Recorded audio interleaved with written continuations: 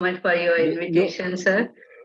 And thank you for your blessing, sir. your plans are fixed. When are you reaching Jamnagar? या sir वो तो मैंने अपना 13 और 14 प्रोग्राम फिक्स कर दिया है.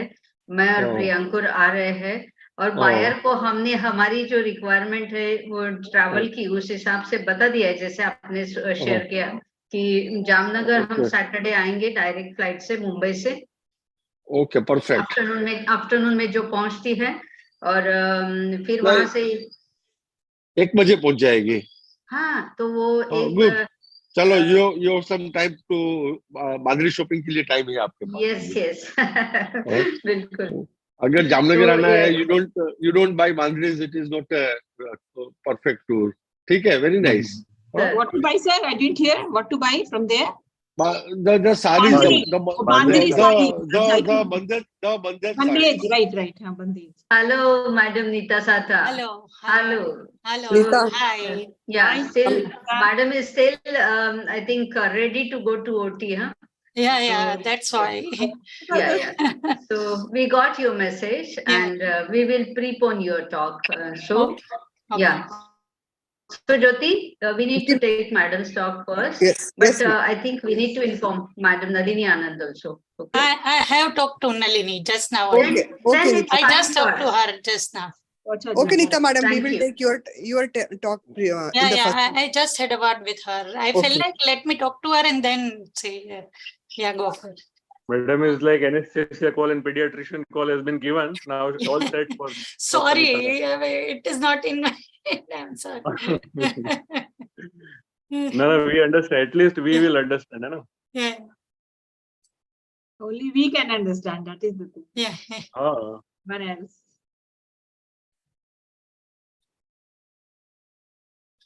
Are we starting? I think how many of us have joined? Perhaps. We are 12, ma'am. 12. Okay. Has not joined yet, no? So let's wait for him. I think we'll wait for 5. I think let's wait for 5-7 minutes. Yeah. Anyway, Sure. it's not 6 also. Yeah. It's about 4-5 minutes. Hi, Praveen. How are you? We always see each other like this. Hi. So, Praveen, barabar, okay? एकदम बराबर, एकदम. Good. Hello, Dr. Praveen. Hello, ma'am. Dr. Sneha Buyar. Yeah, ma'am. Yes.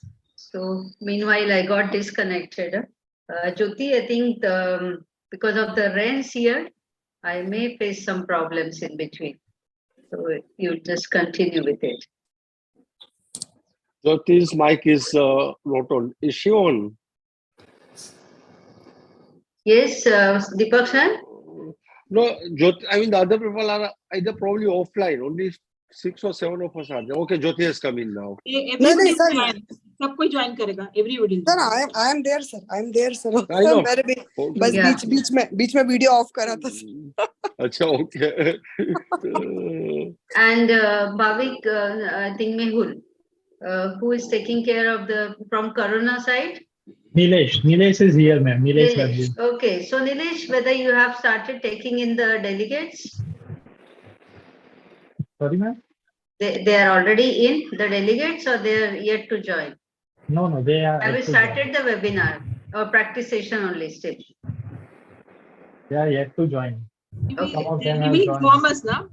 How many of them have joined? Then I would like to at present only 12. Yes. Then I would like to request all the speakers and moderators to please check whether they can do this slide sharing and all. Yeah, they should. Dr. Nita Sata ma'am, Dr. Nalini Anand ma'am, Dr. MC Patel sir, Dr. Divya Tekhani ma'am, and Dr. Jigna ma'am.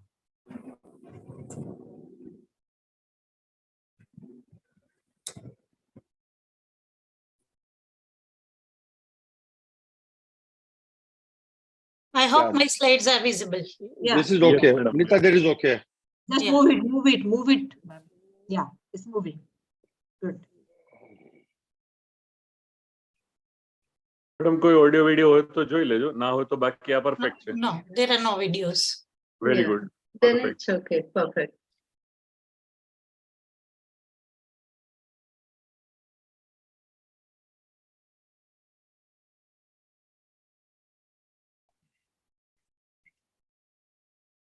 I think Dr. Nita can stop sharing and Yeah, I stopped sharing. no, madam, your Still it's screen. visible? Yes, yes, yes. I have stopped sharing. You I are, don't know how. yeah, yeah. Now you have to just click on the Yeah, view options. yeah, Click that's on what the I did. view option. Stop sharing. We can still view Dr. Vijay Kumar Sata's screen. I somehow am not able to. Achha, okay. ऊपर से Okay. Yes, share yes, share. perfect. Yeah, yeah, Okay. thank you.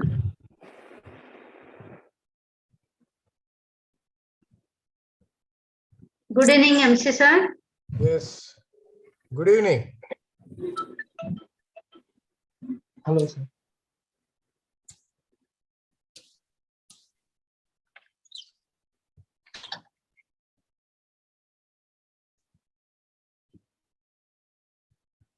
MC, your video, audio, both are off.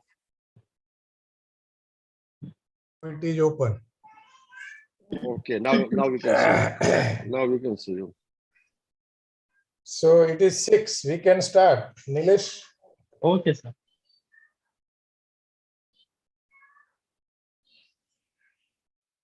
So, good evening to all of you. I'm Nilesh Darji from Corona Remedies in association with State Organization of Gynecologists and Obstetricians of Gujarat, jointly with Bhuj, Jamnagar, Junagadh, Porbandar, and Rajkot, welcomes you all in this 135th edition of Happy Learning Masterclass webinar. Today's theme for the session is cesarean section. What one would like to know. And today's MOC are Dr. Suman Sinha and Dr. Asa Jain. Dr. Suman Sinha is the President Ranchi of Gyn Society. He is a senior consultant at AH IVF and Infertility Center Ranchi. He is also Director Advanced Care and Maternity Center Ranchi. He is Vice President SOVSI Bihar and Jharkhand. He is also member of Eurogynae Committee FOXI. He is also organizing chairperson FOXI East Zone Conference with UA 2022. Also has done many publications in national and international index medical journals. He has also got various awards like FOXI Dhira Award 2022, FOXI Appreciation Award 2023, Dr. Durusha Appreciation Award 2008. Also nominated for MS Signature Award 2023. And she has special interest in vaginal surgery, high-risk pregnancy, and endoscopy surgery. Our second MOC is Dr. Asa Jain. He has vast 32 years of experience in this gynec and op field. He is director of SMSA Hospital, Raipur. He is a medical director, Cancer Prevention and Relief Society. He is also elected as member of CG Medical Counseling.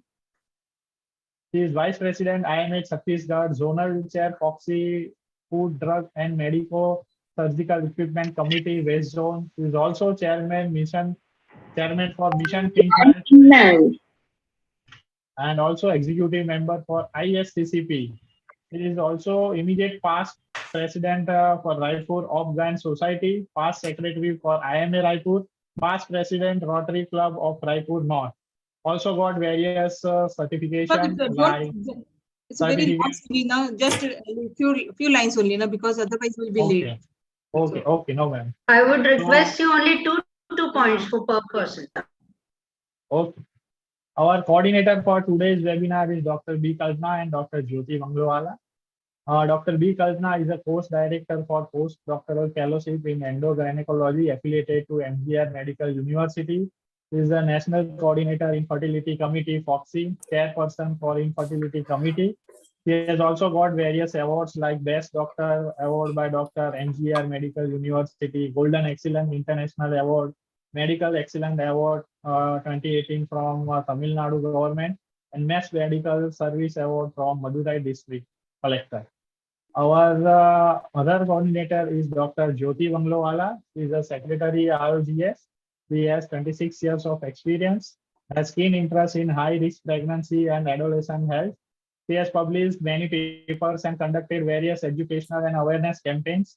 He is also executive member of IAEC and Breast Health Committee, I am a representative for the MTP committee, treasurer for IOGS 2019-2020, and also got various awards like recipient of prestigious Wonder Foxian Award 2019, and from where other awards are also there from indoor governments.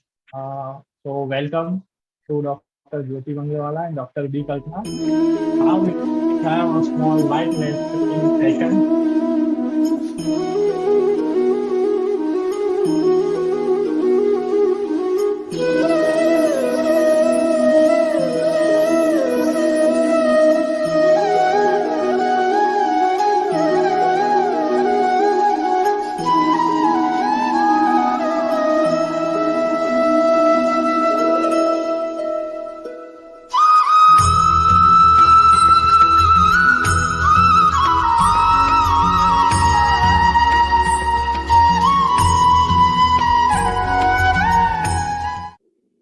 Thank you. Over to you, Dr. Singh. Thank you very much for the very kind introduction of mine. Good evening, everybody. Lamp lighting by our dignitaries has given a very divine touch to our webinar. I, Dr. Suman Sinha, President Ranchi Society and MOC of today's program, take the delightful opportunity to welcome all the dignitaries, delegates, and our esteemed guests in the 135th episode of Happy Learning Masterclass webinar series in association with Bhuj, Jamnagar, Junagadh, Porbandar, and Rajkot Obstetric and Gynec Society. The theme of today's webinar is a very pertinent and very important topic on cesarean section, what one should know. And the topics have been very diligently planned, which will benefit us in all aspects.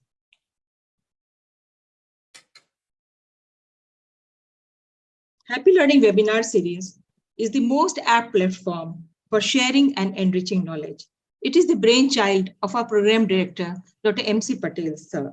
His vision and strong dedication has brought us today to the 135th episode.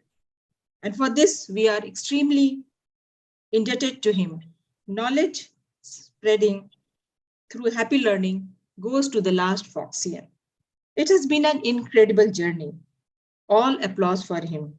Apart from that, sir is mentor, guide, and savior for many of we gynecologists. I now take the humble opportunity to welcome our honorable guests of honor, who apart from having huge clinical experience in their fields, are very adorable and humble persons. I welcome Dr. Deepak Bhagre sir, Dr. Sudhir Saha sir, and Dr. Kamini Patel, madam, for giving us opportunity to welcome them, invite them apart from their very busy schedules. I welcome all the eloquent speakers, moderators, for very meticulously preparing the topics to enlighten us on the recent updates in obstetric and gynecology. I welcome all our luminary chairpersons for accepting our request to chair their sessions with meaningful inputs. I welcome all the dynamic panelists and the experts for the brainstorming session, troubleshooting in cesarean section. Next, I welcome our conveners, Dr. Sneha Bihar madam and Dr. Khatri sir for 1 minute.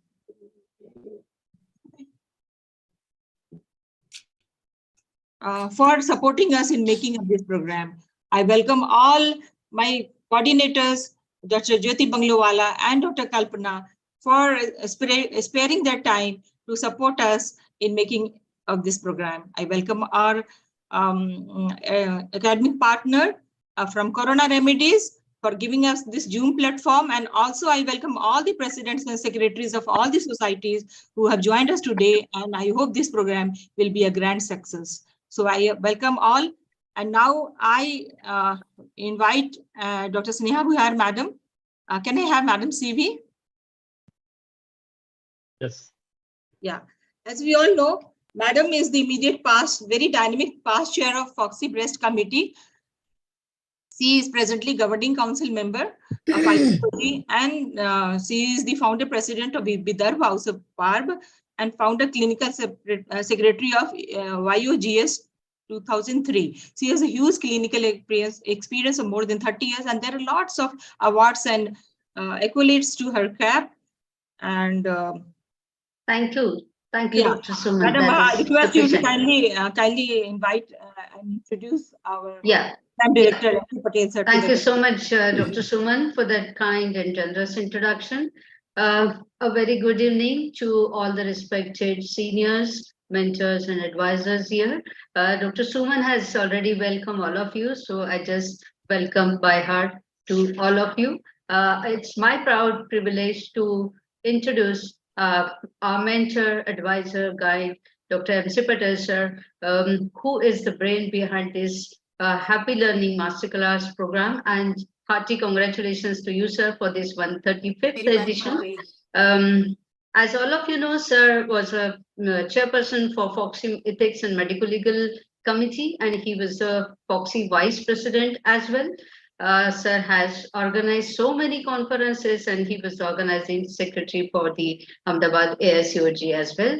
The most important thing apart from this routine CV, sir, is a very, very helping hand for all the Foxians whosoever needs any medical legal advice. Sir is just a phone call away. And without wasting much time, we would like to listen to you, sir. Over to you for your official welcome address.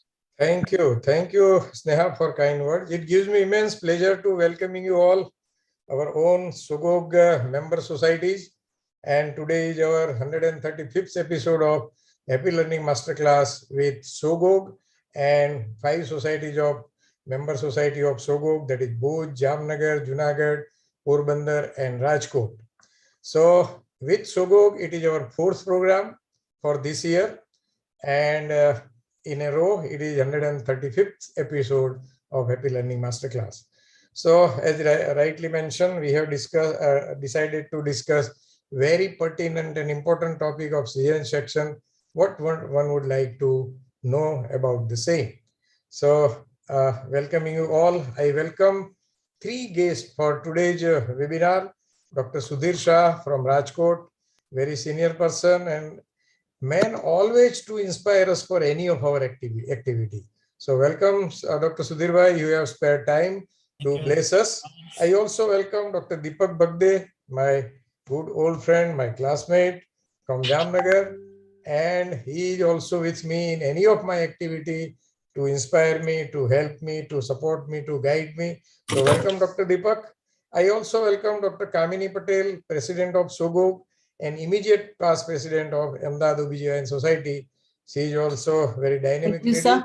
We have witnessed very successful conference at Statue of Unity, SOGOG conference last year only. So welcome Dr. Kamini Patel. Thank you, sir. Welcome two learned speaker, Dr. Nalini Anand from Jamnagar and Dr. Nita Sata from Jamnagar. They are going to discuss very important point for today's discussion. I also welcome two learned moderator, Dr. Divya Tekwani madam from Bhuj and Dr. Jigna Ganatra madam from Rajkot. They are going to discuss very important panel for today's webinar. I also welcome learned panelists. They are going to put their expert comments. Dr. Sneha Buyar from Yavatmal. She is since with me in this series since long.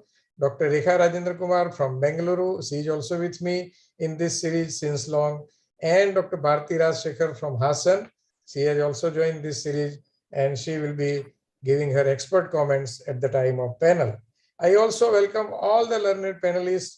Dr. Manisha Moteria from Rajkot, Dr.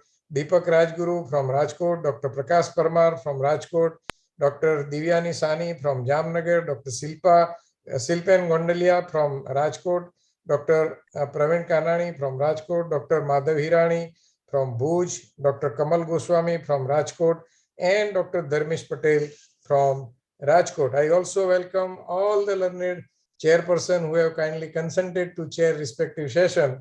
Dr. Praveen Dudat from Junagadh, Dr. Paras Majithia from Porbandar, Dr. Janil Chikani from Junagadh, Dr. Devraj Badarka from Junagadh, Dr. Ira Kodiatar sir from Porbandar, Dr. Gopal Irani sir, immediate past president of Sogok from Bhuj, Dr. Bhavik Khatri from Bhuj, Dr. Varsha Dhruv madam from Rajkot, and Dr. Hetal Muda from Rajkot. I also welcome convener for today's webinar, Dr. Bhavik.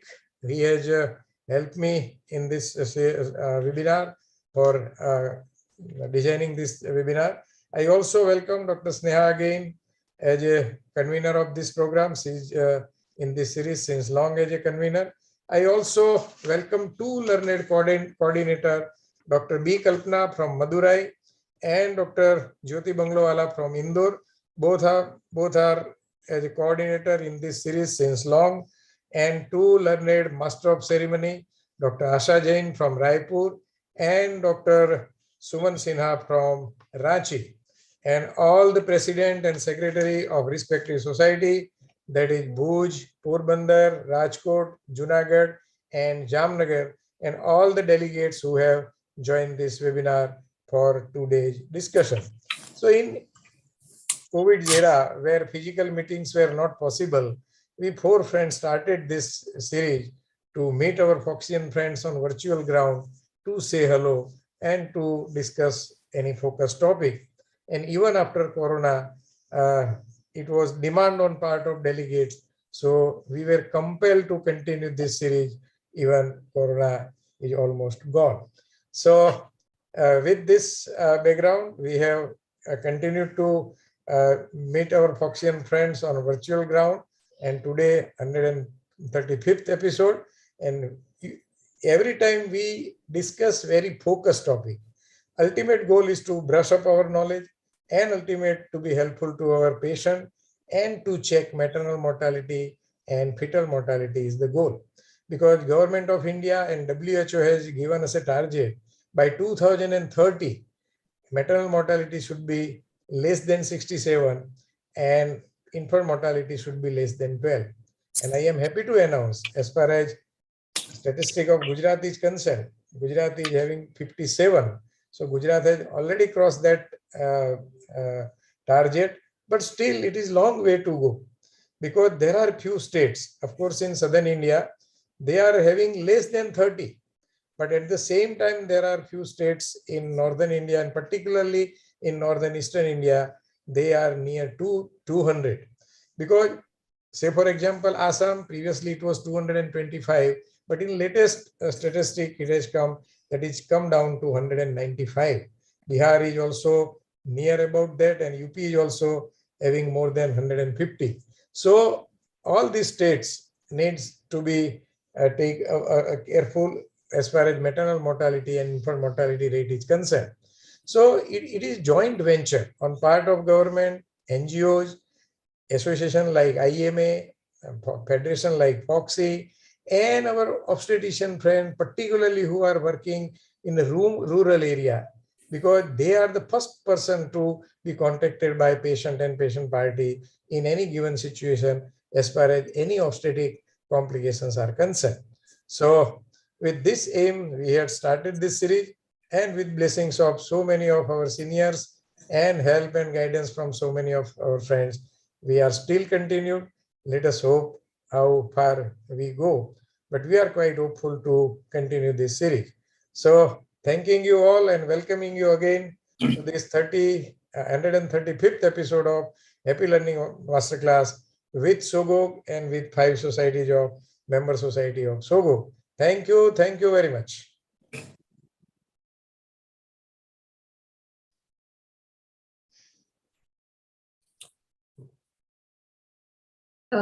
Nilesh, can we have Dr. Bagre sir's CV?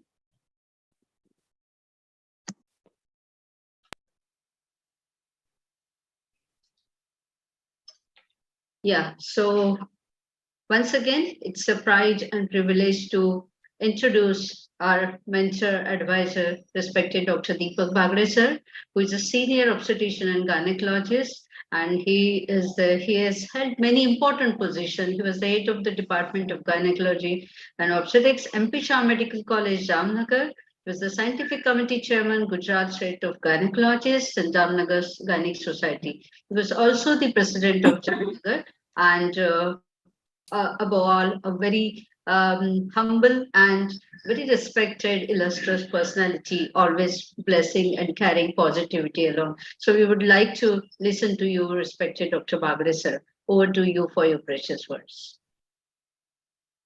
Yeah, that was wonderful. Thanks for all the kind words. I really don't know whether I deserve them all, but anyway, being with friends is really important.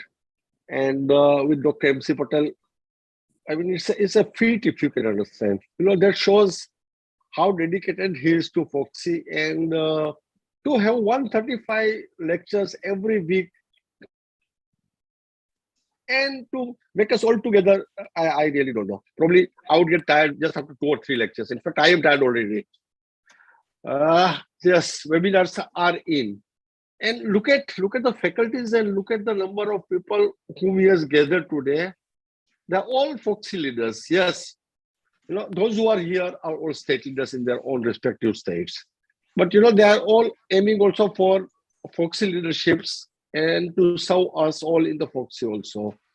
So I'm sure we have Sneha, who is vying for vice president's post. Sneha has been a breast committee chairperson last year, who did wonders. Okay, Sneha, as a friend, I would of course like to tell quite good words about you, but your work has really spoken, and I'm sure going to that post, you will have it. Then we have Suman. Ranchi was absolutely good. We visited her during Yuva Foxy, and the way she organized the thing, it was wonderful. And now also she's planning to go for a vaginal surgery committee, and I'm sure next year we see her as a vaginal surgery chairperson. Then of course me Kalpana, infertility committee since long, and you'll see more of her as a organizing secretary in the South Zone. South Zone, is it Yuva? No, South Zone Yuva Factory at Kodaikanal. They have chosen a wonderful venue. Kodaikanal, everyone would like to visit in August. Kalpana, you really work for infertility in quite a lot of societies, and I'm sure we'll all see you, and we would like to see you as a chairperson in infertility committee. Jyoti, another friend. I don't know where she has gone. Anyway. Yes, she's there. I'm here. Okay, she's there. Okay, Jyoti, another friend from Indore, and she's vying for the medical, legal, and ethics committee. She has been working in that field since long, and I'm sure we'll like to see you there also. Bharti Rakshakar, we don't see here, but Bharti there, probably she's there. Okay, yes, Bharti yes. will also wish you for the endometriosis committee. So you can see how many of us and how many Dr. MC Patel and Sneha and everyone, the conveners, have invited for this very important webinar on cesarean section, which is day in and day out program for us. Of course, getting introduced to Gujarat like this also is a very welcome move. And Dr. MC Patel himself, everyone knows, probably would be vying for president's post, and you have seen his leadership. So we wish him the best also for the next year's election. Before saying anything more, I just wish everyone a great innings in the Foxy. But before I leave, I would again reiterate that this has been a wonderful panel, and the number of dignitaries what we have today is just great. Congratulations and the best wishes to the speakers coming in. Thank you. Thank you for inviting me again, Dr. MC Patel. Thank you very much for Dr. Deepak for kind words and time spared. I endorse your wish for all of my team members for their election. Dr. Sneha Buyar for Vice President from West Zone, Dr. Suman for Vaginal Surgery Committee, Dr. Kalpana for Infertility Committee, Dr. Jyoti for Ethics and Medical Legal Committee, and Dr. Bharti for Endometriosis Committee. But at the same time, I would like to request all the President and Secretary of respective society who have joined this webinar in first week of May only, you will get letter for nomination from Foxy. you will have to nominate all these members who are very eligible candidate for respective post. And at the time of voting, you will have to vote for them, canvass for them, and let us hope. And this is my tradition that in my series, any candidate has never lost as far as election is concerned. And this tradition should be continued. So it is my humble request to all the president and secretary of respective society. So thanking you, Dr. Deepak. Thank you very much. Thank you, sir. Thank you so much. Thank you. Hi, Kamini. Kamini, good morning, good evening. Thank you, Patel sir, for your blessed words and for our wishes. Thank you, Sneha madam. And now I would like to invite and introduce to the gathering Dr. Bhavik Khatri. So can I have his CV? Nilesh, please show his CV.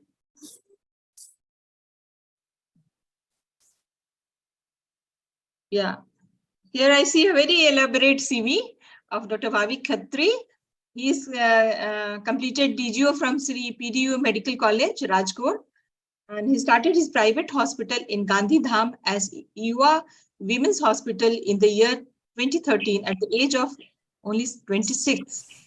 Conducted more than 5,000 deliveries and hundreds of obstetric emergencies at his hospital and as a second on-call obstetrician in the town. Very good.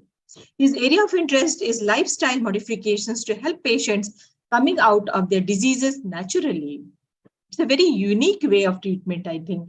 He has served as an IMA Gandhidham branch secretary in the year 2013 and served as an IMA Gandhidham branch president for the year 2015 to 2017 and again in 2019 to 2020, served as an organizing joint secretary of the SOGO 2021 and has been awarded as the IMA national president and has been recipient of appreciation award in the year. Okay, so Dr. Khatri, I request you to introduce our guests of honor, Dr. Sudhir Shah sir and Dr. Kamini Patel, madam. Yes, ma'am. Thank you for the nice word. At the outset, I would like to thank Dr. MC Patel sir for giving this opportunity to be a convener of this particular reputed series, that is Happy Learning. 135th series. अगर कोई भी काम 20 दिन भी लगातार करें तो उसमें मास्टरी आ जाती है. अगर 100 दिन लगातार करें तो उसमें एक्सपर्टाइज आ जाता है. सर 135th सीरीज कर रहे हैं. It requires lots and lots of dedication. A big round of applause for you, sir. I would like to introduce the guest of honor of today's event, Dr. Sudhir Shah sir. Sir is a senior gynecologist working at Manan IVF Center, Rajkot, former assistant professor at Government Hospital, Vadodara. Sir is author of 7 books on different topics of obstetric and gynecology, and the books were published by JP Publications. મારે જવાનું મારો webinar શરૂ થવાય છે અને મારે બોલવાનું છે. 6 વાગ્યાનો ટાઈમ હતો પણ હજી મને લાગે છે હજી 15 મિનિટ પછી સ્ટાર્ટ થશે. તો મારો ફોન બી હું સ્વિચ ઓફ રાખીશ ને I won't be able to attend you. Please mute them. Sir has done lots and lots of research on SRS, that is short straight needle to be used in NDVH, and given Ahmedabad Society oration at SOGO conference, and sir has attended more than 100 conferences as faculty. The next, I would like to request Sudhir sir to please give their best wishes. Oh, thank you, Bhavik. I wish I am audible and visible. Yes, am I sir. audible? Yes, sir. Am I visible? Yes, sir. Absolutely. Yes. Absolutely. Thank you. You are audible I'm and visible. being here this evening, I am very happy, especially in the company of Dr.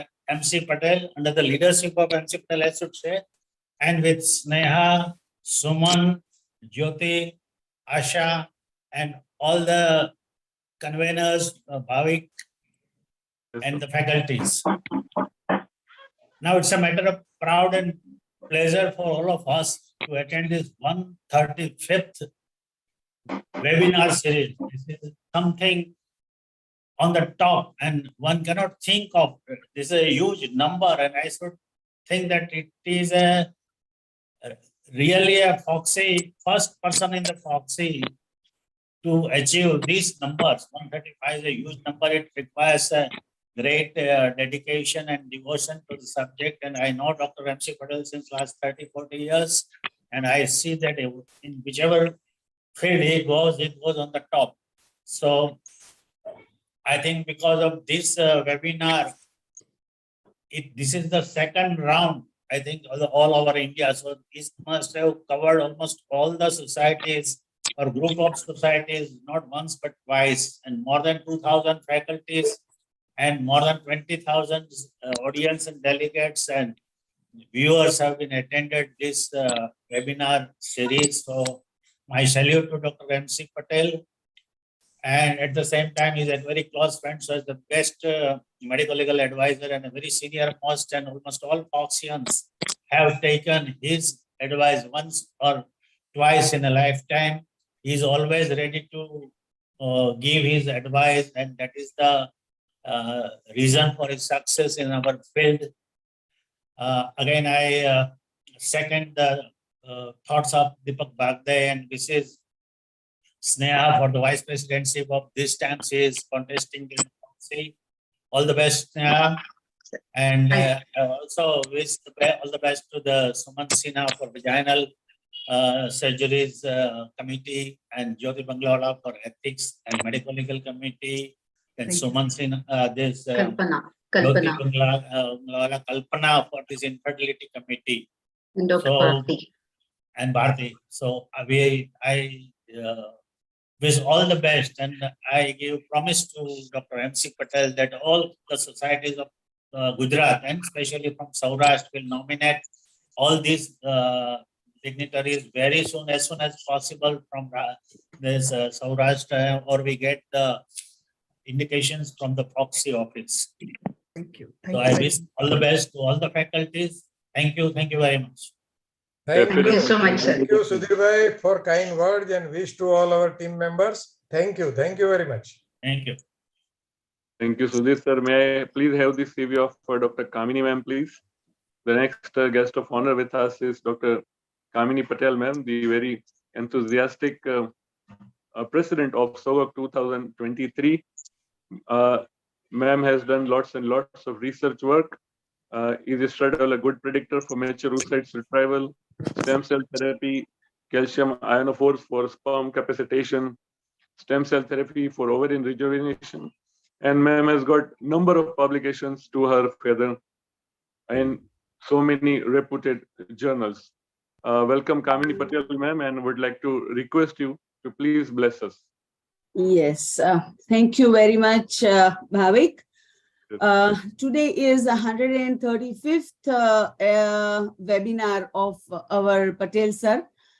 Well, to start and initiate a program, it's very easy, but the perseverance is very tough.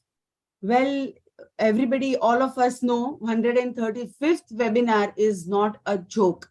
If we have to address to a webinar every week, it becomes very difficult for us.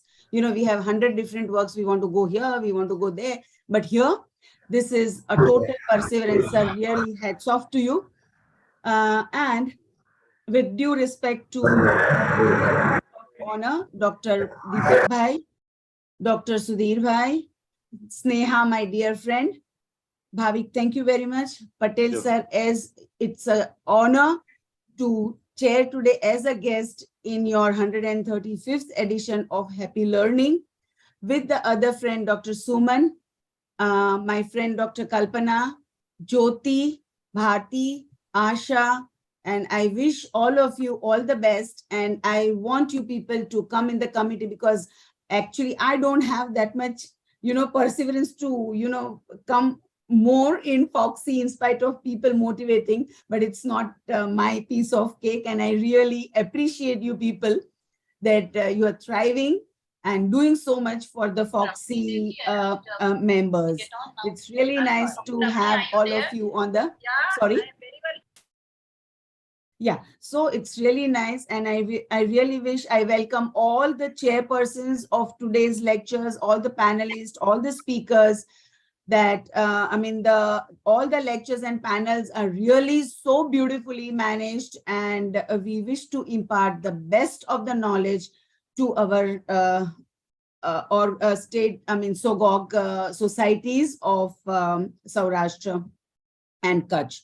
Thank you very much, sir, for inviting me as a guest in your webinar. Thank you so much, and all the best to all the people going ahead in Foxy, including Thank sir. you very much, madam. Thank you very much. Thank you. Thank you, Dr. Kamini, for sparing time. Of course, being a president of SOGOG, you are always with us in any of our activity with SOGOG or even outside SOGOG platform. Thank you. Thank you very much. Thank you, dear Kamini. Thank you. Over to Thank you, Dr. sir, Sneha, ma'am. Deepak sir, and Kamini Patel, madam, for your blessings and your very kind wishes for all of us. And now with this, we come to the end of the inaugural function, and we quickly move on to the academic part of our session. And I request all our speakers to speak for at least 20 minutes so that we can complete our program in time. So can I hand over my charge to Dr. Jyoti and Dr. Kalpana?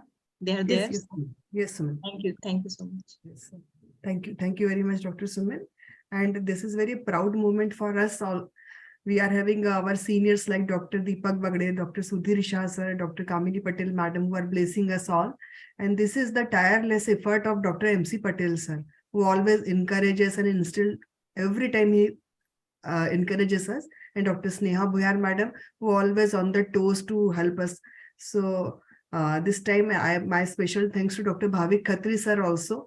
He helped very much in the arranging everything. So we are moving to our academic session, and just due Dr. Neeta Sata madam requested, so we are shuffling our session to session first.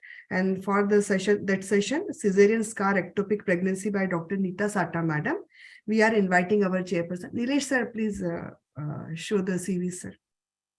Nilesh sir? Yeah. Yes. Dr. Devraj sir. Yes. So for this session, our respected chairpersons are Dr. Devraj D. Badarka sir. He is the MS and Diploma in Endoscopy from Germany and Director of Earth IVF Center. He is trained in Advanced Training in IVF from Dr. Vineet Mishra, Ahmedabad. Advanced Training in Ultrasound with Dr. Jay Prakash Shah Center in Ahmedabad. And he is having experience of more than 7 years. He is having the first IVF center in Junagadh and Gir Somnath district. And he has done the diploma in endoscopy from Kiel, Germany. And he has done his graduation from BJ Medical College, Ahmedabad, and post-graduation from NHL Municipal Medical College, Ahmedabad. We welcome you, sir. Our next chairperson is Dr. Hira Kodiatar, sir. He is president at Foxy Porbandar Society and works in Siddharth Hospital near Godhania College, Porbandar. He is MD in Obs and Gynae. We welcome you, Hira, sir. Our next chairperson is Dr. Gopal Hirani, sir. He selflessly served people of Kutch since last 35 years. We all owe to his hospitality, and we all know how much respect he earns in the Bhuj Kutch in our SOGOG Kutch tour. And he pursued his MBBS and MD from the MP Shah Medical College, Jamnagar. He is pioneer in Kutch to provide advanced services like USG, laparoscopy, and ART procedures. Professor of GAIMS Bhuj, founder secretary of Bhuj Obstetric and Gynecology Society since 1995, chairperson for SOGOG 2004 and SOGOG 2021, and president of SOGOG 21 to 22. We welcome you, Gopal Hirani, sir. I request Dr. Devraj sir to introduce our the topic and our speaker, and give the comment, Dr. Hira Kodiatar sir to give some comment for opening remark, and Dr. Gopal Hirani sir to conclude the topic. We welcome you all, sir. Dr. Devraj sir, over to you. Dr. Devraj? Is Dr. Devraj there? Devraj sir? No, he is not here. No. Sir, Hira sir, Dr. Hira sir, you can give the introduction. We are playing the slide for Dr. Neeta Sata. Dr. Hira Kodiatar, Yes. or Dr. Gopal Hirani would take. Yeah, Nilesh, you can display the CVs of chairperson. Dr. Neeta Sata, ma'am. Yes.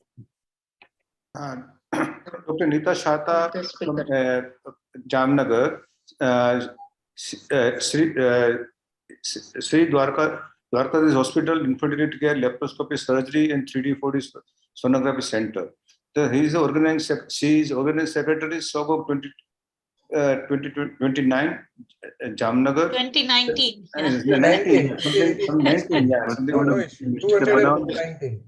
Jamnagar President, Jamnagar OBGYN Society, and ex-head of unit and associate professor in APSA Medical College, Jamnagar. He is a co-author, which is published by Foxy textbook of complication in gynecological surgery. Recipient of Best Innovative Laparoscopy Surgery Technique Award, IAG 2008. And Nita Sata is every time, every conference she is giving their thoughts and very inputs in every times. She is very learned, very academician. I request Nita Sata ma'am to give her views.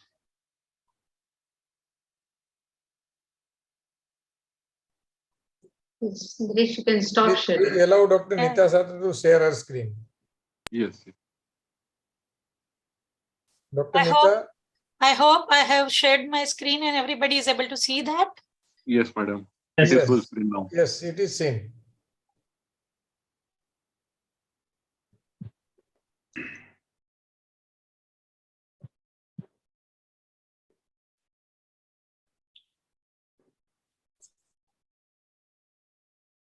Good evening, one and all, and hello, Dr. Sneha, Dr. Suman, Dr. Kamini, Dr. Bharti.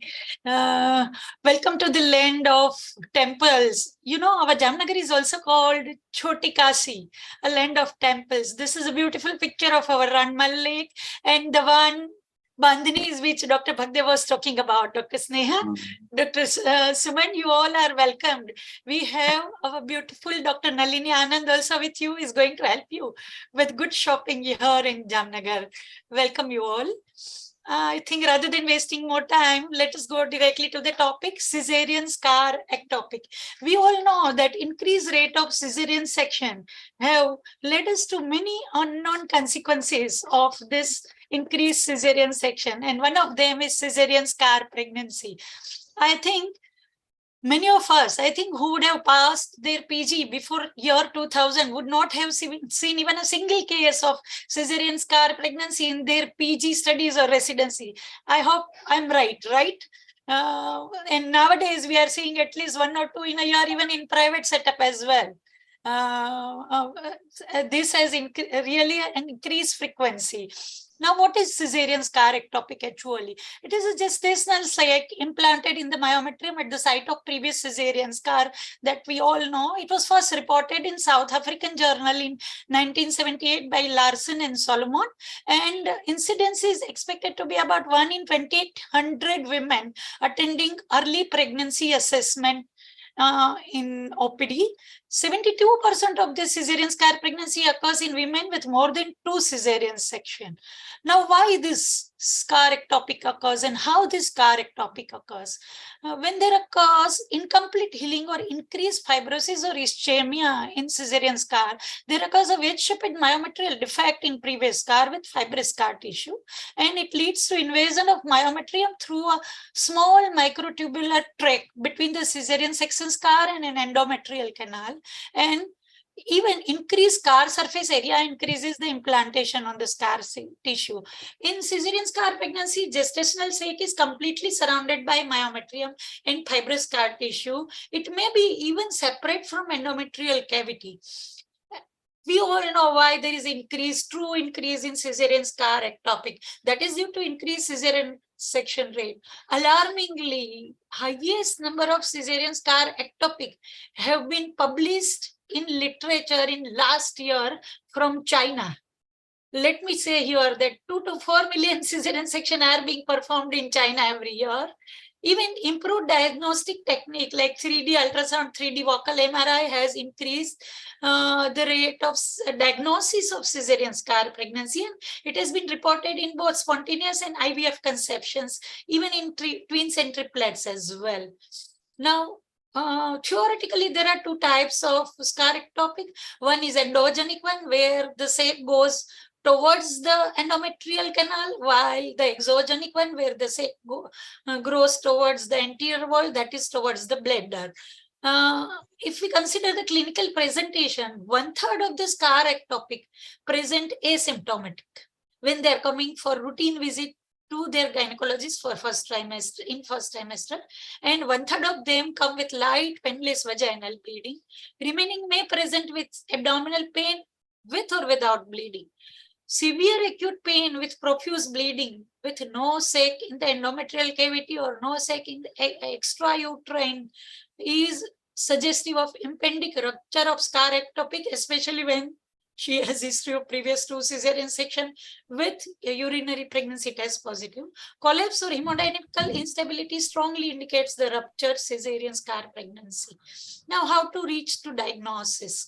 See, basically clinical suspicion and clinical evaluation is the mainstay to diagnose cesarean scar ectopic. Of course, ultrasound is the first diagnostic tool for cesarean scar pregnancy.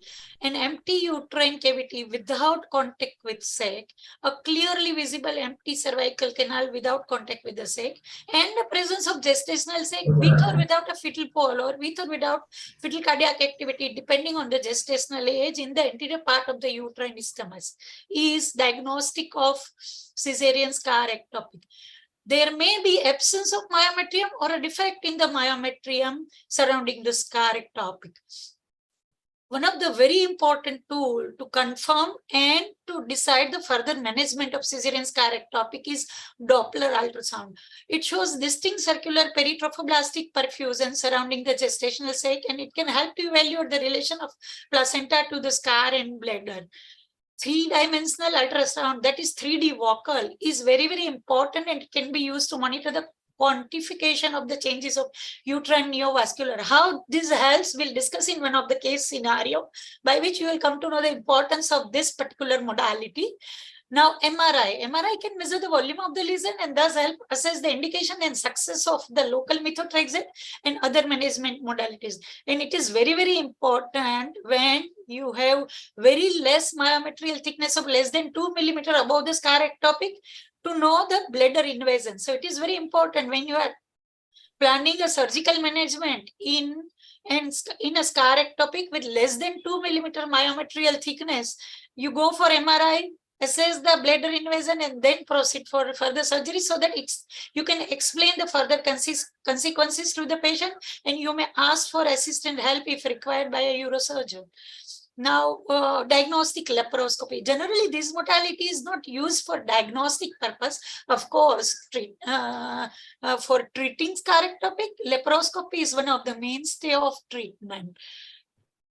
Histopathological confirmation is achieved by the placental attachment in the lower segment, which lacks decidua basalis and myometrium. This is the mainstay of diagnosis and confirmation.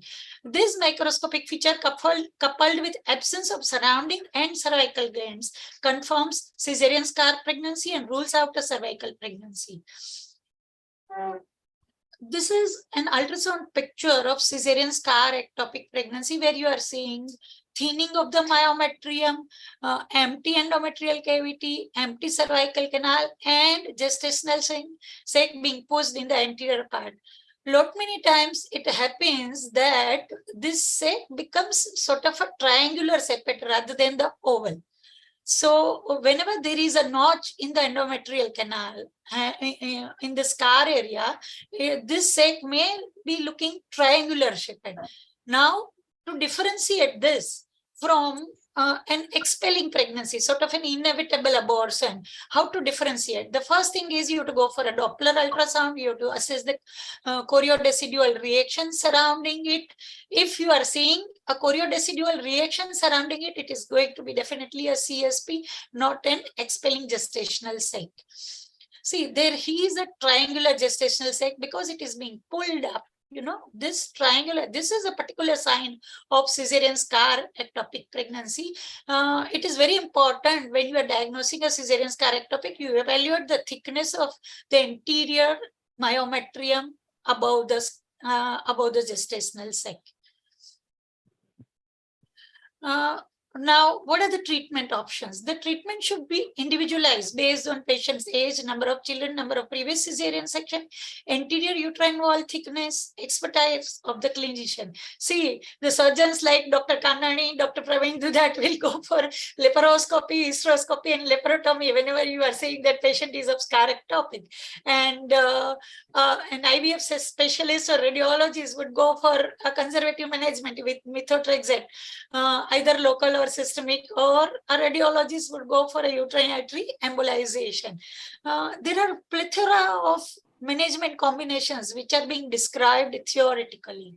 But if we review the literature or we review the studies, there are 751 cases which has been reviewed, which resulted in 21.8% major surgery or interventional radio procedure, and total planned primary interventional performed were 66, which included 3 hysterectomies. If we try to have our own consensus of management of this scar ectopic, we have mainly 4 kind of modalities available, which we can say expected management. I don't think there are any particular criteria in which we should go for an expected management, except you are seeing expelling scar ectopic pregnancy with no fetal cardiac activity, patient is hemodynamically stable, patient is not ready for any other modalities, you observe, go for an expected management. Then we have a medical management. In medical management, we have 4 different ways of managing the patient medically. That is systemic methotrexate, local embryosides injection, combined and systemic methotrexate, and methotrexate with surgical sac aspiration. In surgical, we have uterine curettage, hysteroscopy guided evacuation, laparoscopy guided evacuation, laparotomy or hysterectomy, and considering the advanced technological procedure which are available nowadays, that is uterine artery embolism as a life-saving procedure and high-frequency ultrasound ablation. Now, how to go for a medical management? That is first thing. We can have a systemic methotrexate, the way I say. The systemic methotrexate is given in the dose of 1 milligram per kilogram. That is 50 milligram per meter square. It is to be given to a patient without pain, gestational age of less than 8 weeks, with myometrial thickness of 2 millimeter to 3.5 millimeter. See, here I am saying 2 to 3.5 millimeter. I'll be discussing why so. Serum beta HCG 5000 international unit, gestational sac less than 2.5 centimeter. There is no fetal cardiac activity. Then also the complication rate is 13%. So only single systemic management should not be the only mainstay of treatment in any of the cases, because complication rate 13% is definitely too high. Then we have a local injection of embryocide where we can inject local methotrexate, potassium chloride or hyperosmolar glucose, 30%. But simultaneous systemic is definitely a preferable modality. Under ultrasound guidance, methotrexate can be injected locally to the gestational sac via transabdominal or via transvaginal route. And this is injected with 20 to 22 gauge needle, or even OM pickup needle of 16 gauge with WMN is also being used, where we are aspirating the gestational sac fluid and injecting methotrexate through the same needle.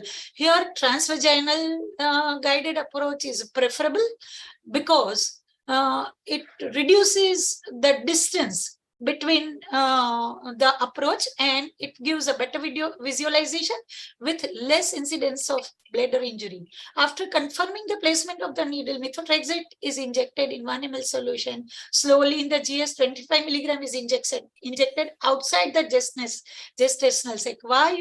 This helps for better chorionic inspiration.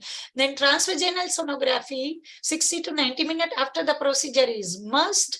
Intramuscular injection of 25 milligram of methotrexate for a total combined dose of 75 milligram before discharge from our unit is very, very important. And follow-up scan after 24 to 48 hours and later beta HCG monitoring. The way I said, combined medical treatment, systemic along with local methotrexate, or systemic along with local potassium chloride of 8 milliequivalent, that is 2 milliequivalent per ml, so total 4 ml to be injected. And even at, somewhere 3 ml of 50% glucose has been reported, but I don't have personal experience with. Cervical injection of crystalline trichosanthine also have been reported, but I have never heard of somebody using it.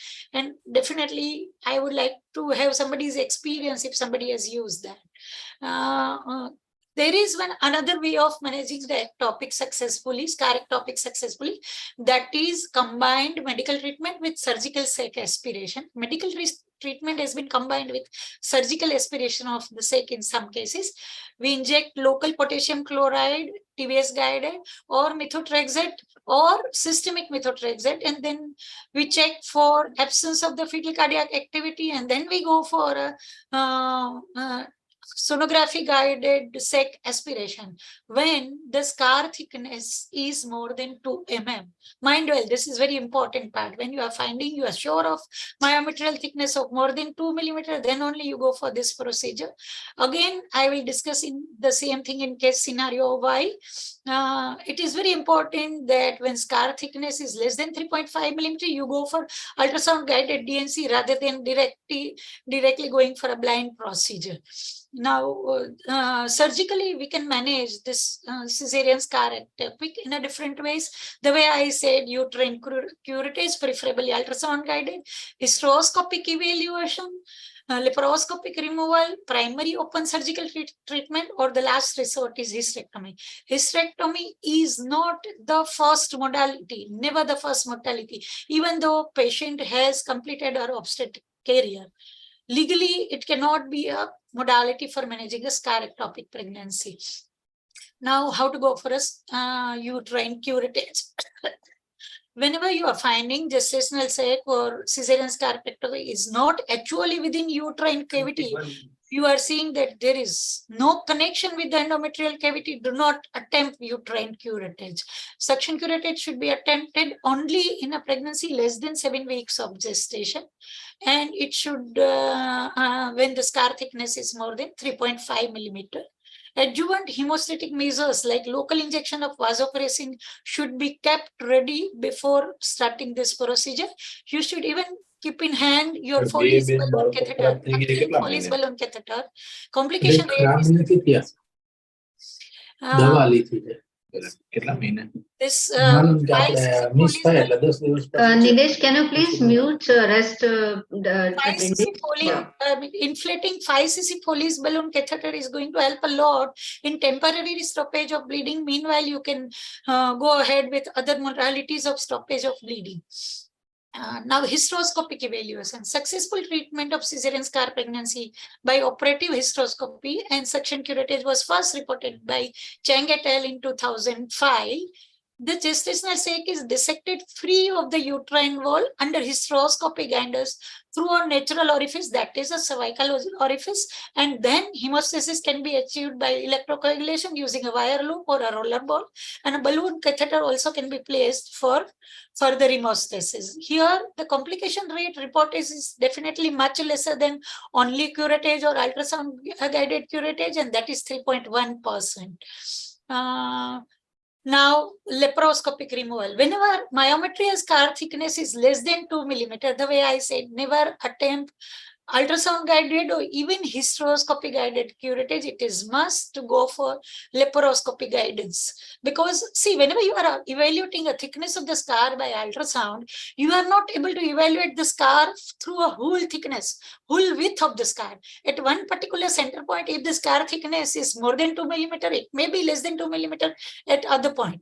So it is very important that whenever you are finding a thin myometrium, it is better that you go for a laparoscopy guided evaluation. You first go for a laparoscopy, check for the integrity of the scar. If you find that, okay, there is no excessive thinning at a particular point, then you go for a laparoscopy guided evacuation, suction evacuation, and then observe again that there is no bleeding from the anterior wall just near the bladder, no hematoma, and then then leave the patient. It is very important to observe for at least 10 to 15 minutes after the suction evacuation has been done. Bleeding can be minimized by local injection of vasopressin, that is 1 unit per ml.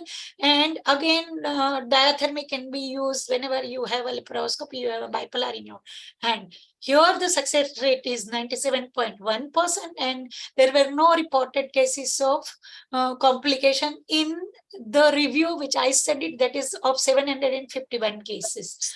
Now, primary open surgical treatment. Laparotomy followed by wedge resection of lesion should be considered in women who do not respond to conservative medical and medical facilities, and where there is no endoscopy available. Again, mind well, endoscopy is the first line of treatment. When laparoscopy or expert laparoscopic surgeon is not available, laparotomy is to be attempted.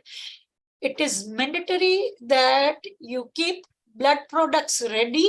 It is mandatory that you call an assistant, because whenever you need a laparotomy, it means scar thickness is less than 2 millimeter. It means that there are chances of bladder invasion.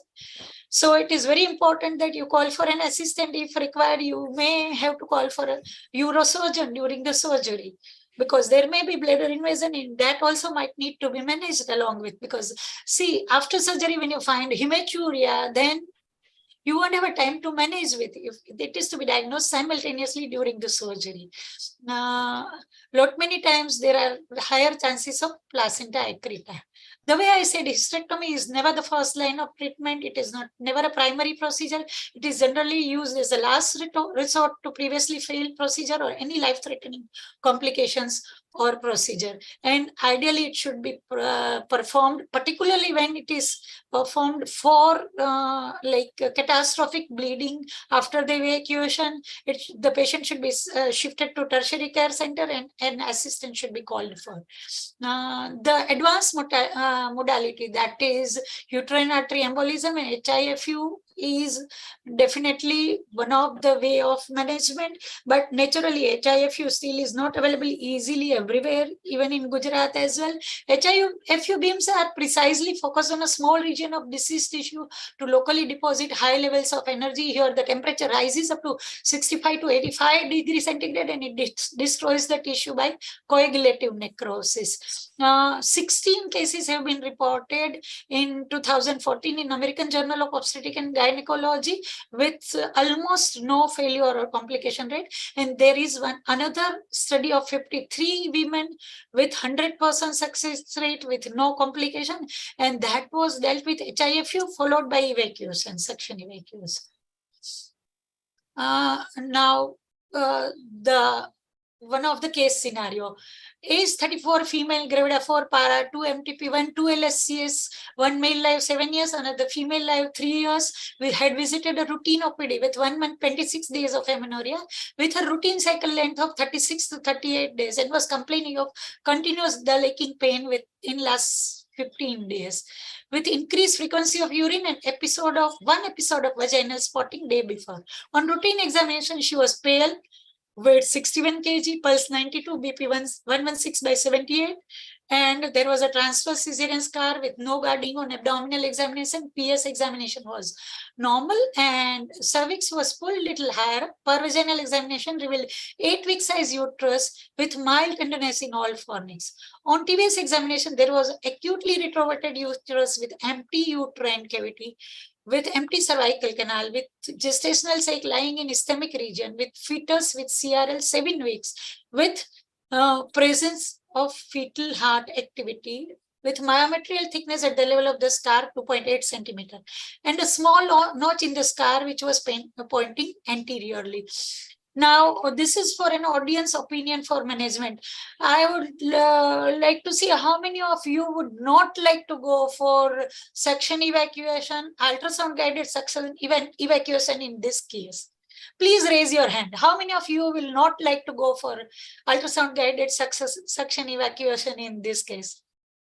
I think so. All of you are feeling like me. Okay, Dr. Prakash, I know you are a laparoscopic surgeon, so you'll go for laparoscopic guided evacuation. But I feel that thickness of 2.8 centimeter would have definitely led any of the gynecologists who is practicing and who has done, I mean, thousands of suction evacuation, who is confident who would go for ultrasound guided suction evacuation. In this particular case, we had gone for a suction evacuation. After suction evacuation, after 2 hours, I had taken her for ultrasonography. I saw a small collection of blood just above the scar, and then I had to shift her for a laparoscopic surgery. See, the way I said, here there comes a role of 3D vocal. If I would have gone for 3D vocal in my OPD, because I was busy in my OPD, I saw a scar ectopic, I explained, I went for this thing. But if I would have gone for a 3D vocal in this particular case, I would have evaluated that. In this particular pregnancy, placental implantation is exogenic. That is pointing more towards bladder. And there is excessive vascularity on anterior side rather than the inner side. And I would have evaluated little more thinner scar than 2.8 millimeter in a particular part of the scar.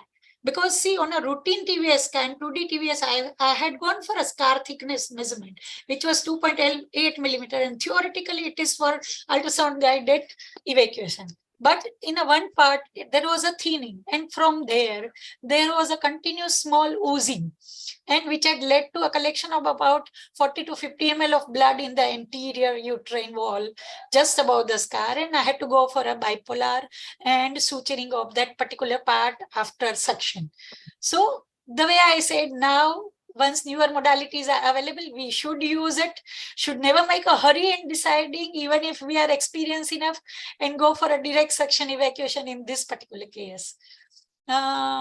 So, like, to conclude, the decision criteria for scar ectopic management is the first thing first, that is, whenever there is more number of cesarean section, more than 2 cesarean section, never go for any simple conservative management like methotrexate or systemic methotrexate. Whenever fetal cardiac activity is present, it means never only conservative management. You have to remove the seg.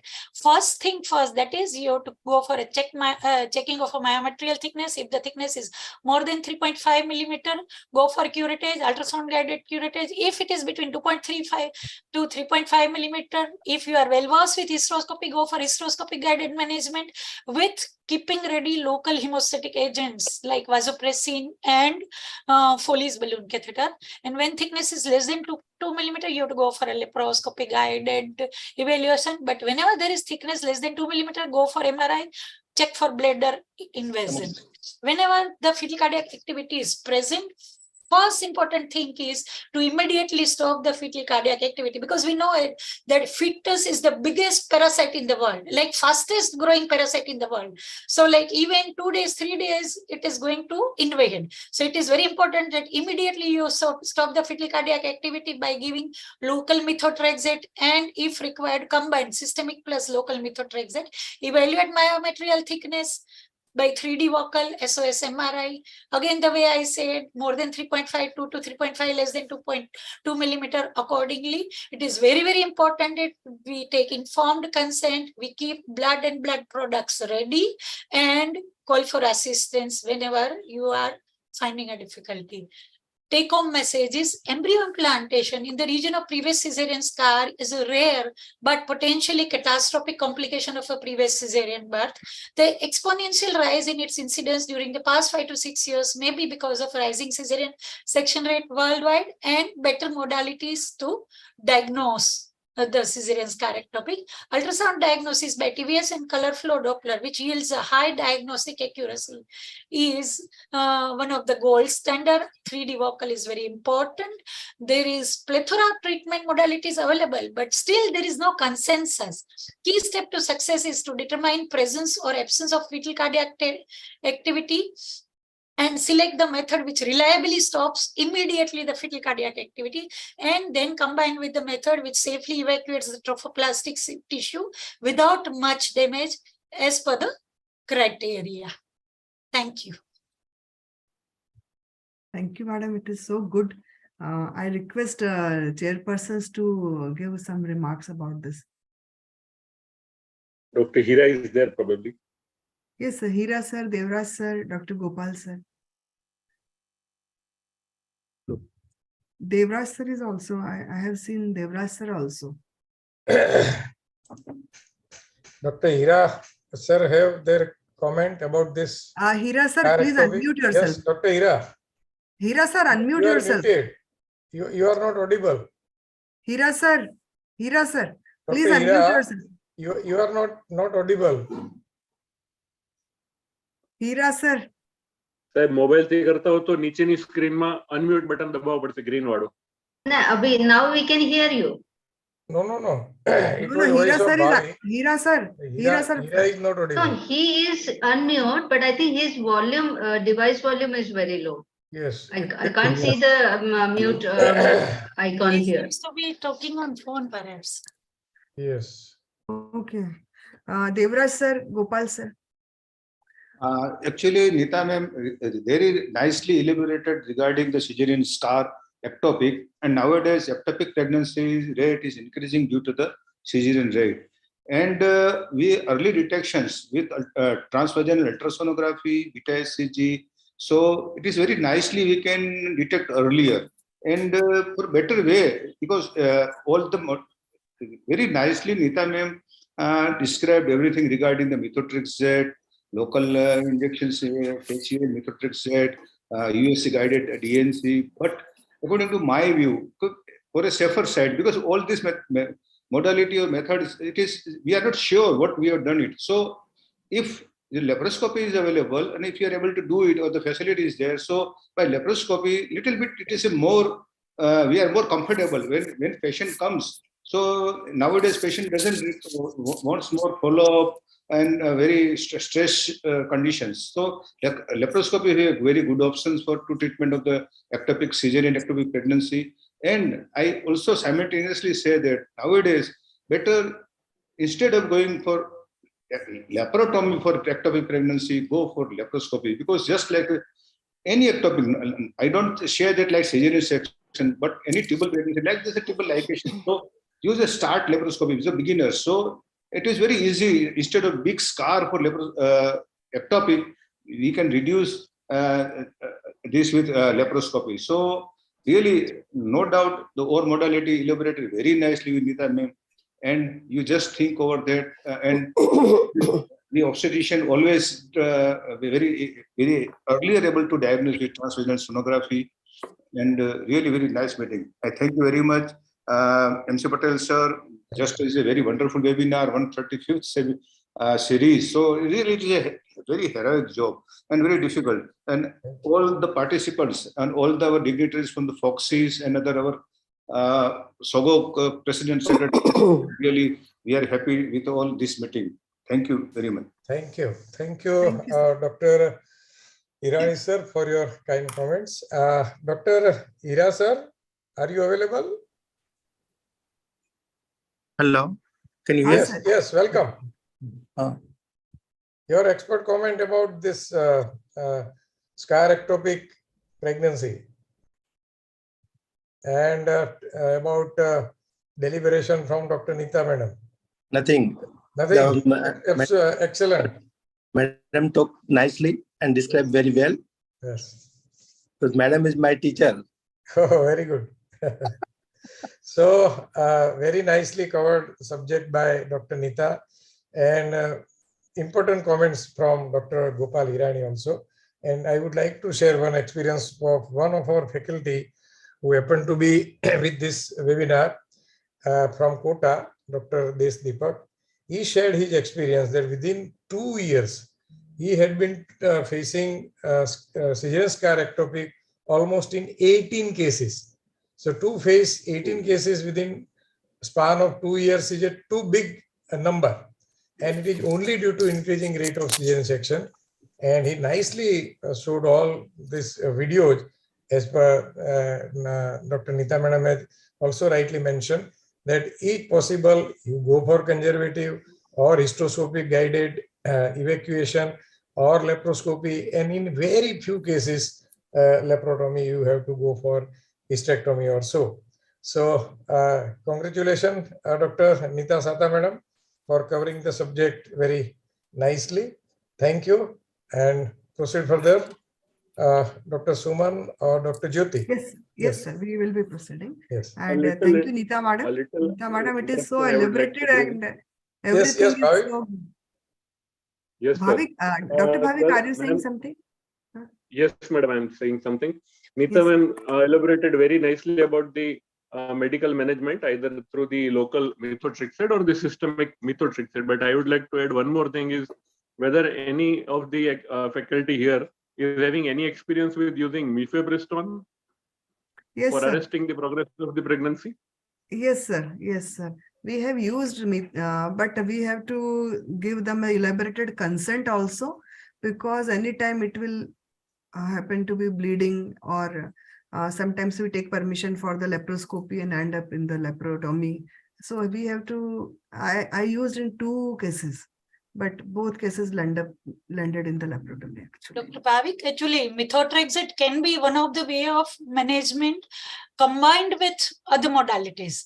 But see, basically our aim is whenever you have like scar ectopic with no fetal cardiac activity, you can think of utilizing any, because see, basically you have to stop immediately the cardiac activity. Then only like you are going to be successful in management. So mifepristone cannot like Dr. Neeta, Dr. Prakash Dr. Bhavik is asking for Hello. mifepristone. That's what I'm saying, sir. Even mifepristone using orally is not going to lead to immediate stoppage of cardiac activity. Yes. So that cannot be the only way of. It can be one of the combined like management of surgical plus medical combination therapy. It is to disrupt the gestational sac from the uterine wall. So it is only can be used just for evacuation purpose. It is just used for evacuation purpose, nothing else. And when the scar thickness is more, then only we can think about using the mifepristone. Fully agree with this. So it depends upon the scar thickness and at what gestational age you have picked up. So before this cardiac activity, it's fine. But if there is cardiac activity, then you should be prompt in your action, not to have any further mishap. Hello. Yes. Yes, Prakash. Yes. I have managed, I think, more than 15-20 cases of laparoscopic scar ectopic in which patient has been taken previously mifepristone, or someone has given a mifepristone and it was a failed, or patient developed an advanced pregnancy scar ectopic or developed a hematoma. Okay, so I think mifepristone is not recommended by me for scar ectopic. Yes, sir. Okay, great input. Yes. Yes, Jyoti. Yes. Shall we move to second session? Oh yes, definitely. So after this elaborative and very thought-provoking session, we are going to the VBAC by Dr. Nalini Anand Madam. For that, we are inviting our chairpersons. Nilesh sir, please show the CVs. Nilesh sir, kindly show the CVs.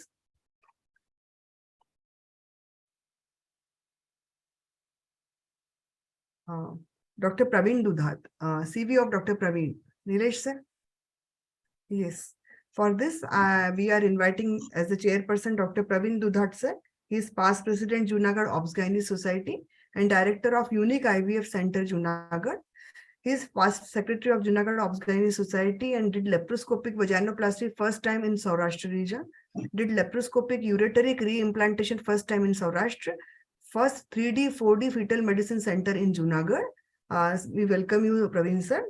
Our second chairperson is Dr. Paras Majithia sir.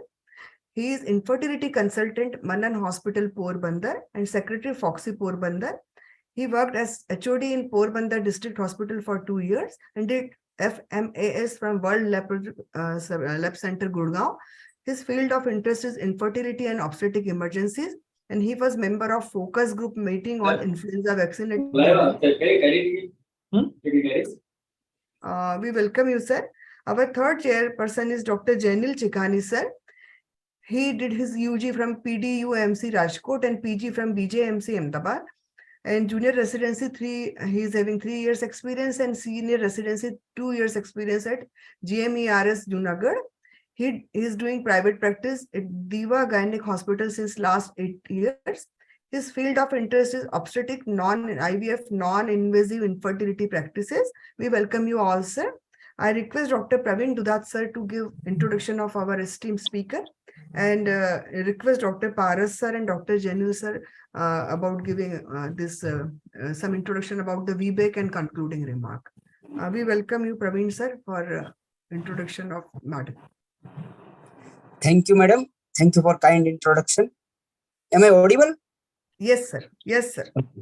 At the outset, I would like to thank you, Dr. MC Patel, sir, and all the stalwart and our SOGOP team for inviting me in this webinar. Now, it's my proud privilege to introduce my own mentor and teacher, Dr. Nalini Anand, madam. She is professor and head of the department at MP Shah Medical College, Jamnagar. She is elected senator of Saurashtra University from year 2012, treasurer of Jamnagar OBGYN Society in 2004-5, secretary and president of Jamnagar Society in 2012 to 13, treasurer of SOGOG for year of 2005, organizing secretary of SOGOG in 2018, governing body member of ICMR from 2014 to 17. Her key interest in high-risk pregnancy and infertility. She is faculty in many state, national and international congress, and published many papers in national and international journals. Over to you, ma'am.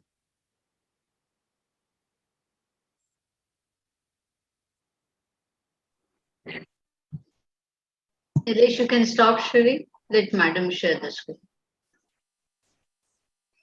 Thank you, Dr. Praveen.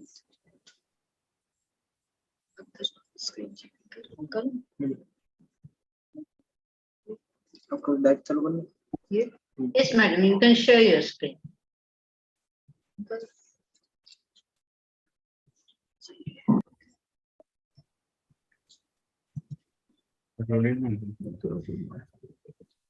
Good evening, everyone. At the outset, I would like to congratulate and my best wishes to all the Foxy aspirants, and very, very thanks and congratulations to Dr. MC Patel, sir, and his team for organizing such a wonderful series of 135 lectures. So without wasting any time, I start with my topic, which is very relevant in today's era, that is vaginal birth after cesarean section. In today's era, there are a lot many reasons for increased. Yeah, madam, if you can just make it full screen. Thank you.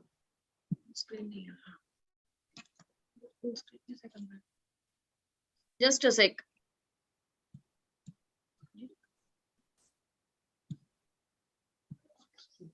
Madam comments ની જમણી બાજુ ચોથો button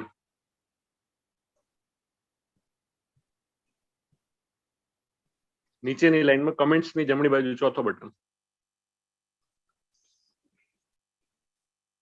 yes okay yes perfect yes perfect okay.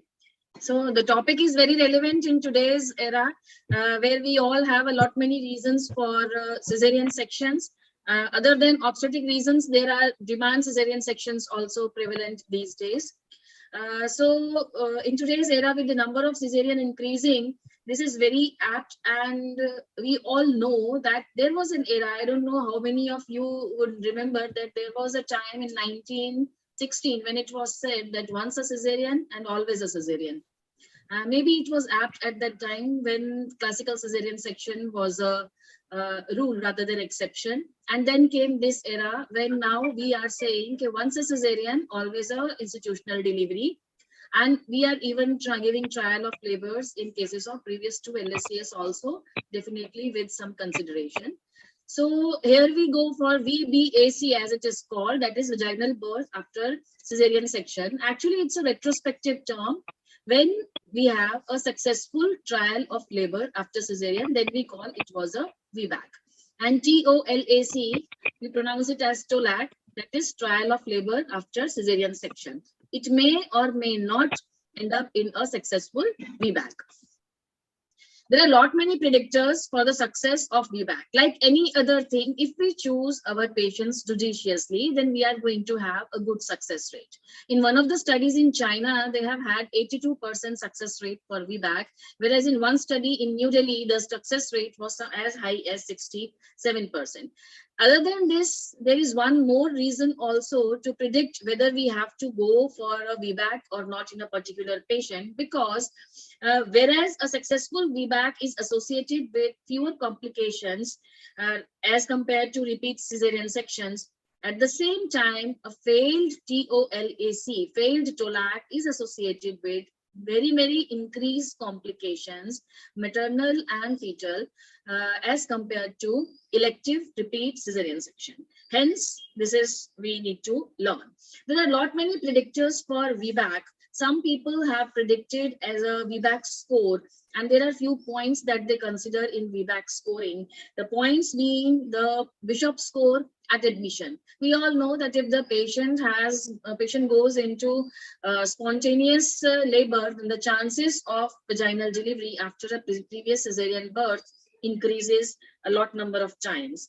Then there is indication. What was the indication of previous cesarean section? That again is a point in consideration for VBAC. We all know that it could be a recurrent indication or it could be a non-recurrent indication. If the indication is a recurrent one, we'll look into it, what are the recurrent indications that are considered. Then definitely the chances of VBAC are very less. Then age is also an important consideration, and in the studies have shown that if the age of the mother is less than 30 years, then the chances of successful TOLAC are very high. In previous vaginal birth, there is history of previous vaginal birth, again the chances of TOLAC, successful TOLAC, are very much. And body mass index. It is seen that if the BMI is more than 40, then morbidly obese patients, the chances of unsuccessful TOLAC are very high, and vice versa. So we have to see, apart from this, we have to also see the type of incision on the uterus. In today's era, it's a rule to have a low transverse incision, and we have to still make it a point to take a detailed history of the patient, and along with it, we have to also look into the fact that how was the post-operative period of the patient, and see the operative note as well for any indications of inverted T incision or any difficulties during the cesarean section. Also, interdelivery interval is very important. In cases where the interdelivery interval is more than 18 months, then only we should be giving a trial of TOLAC, that is trial of labor, or you can say trial of scar, in those patients only. In our hospital, I would like to share this with you, that as much as 4 to 5 VBAC we are doing per day on daily basis. But then we are taking into consideration these facts, and along with it, we also take it a point that if the previous cesarean section is less than 18 months, then we do not give a trial. Or if we are giving, then we have to be very cautious and take into account a lot many things we shall be discussing in next slides. The indications of previous cesarean section, recurrent and non-recurrent causes. The recurrent indications are poor labor progress, the secondary arrest. We all would agree that if there is a history of poor progress of labor in previous pregnancy, again in same pregnancy, this second pregnancy also, there are chances of poor or delayed progress of labor, or secondary arrest, or prolonged second stage of labor, as well as failed induction. If there is history of failed induction, many times our patients tell us, "Mane to pehli vakte bhi delivery mein takleef padi thi, mane aam notu thyu." So all these things, they matter a lot. Then if there is a chance of macrosomic baby, or there is contracted pelvis, then all these indications become recurrent indications. Amongst the non-recurrent indications,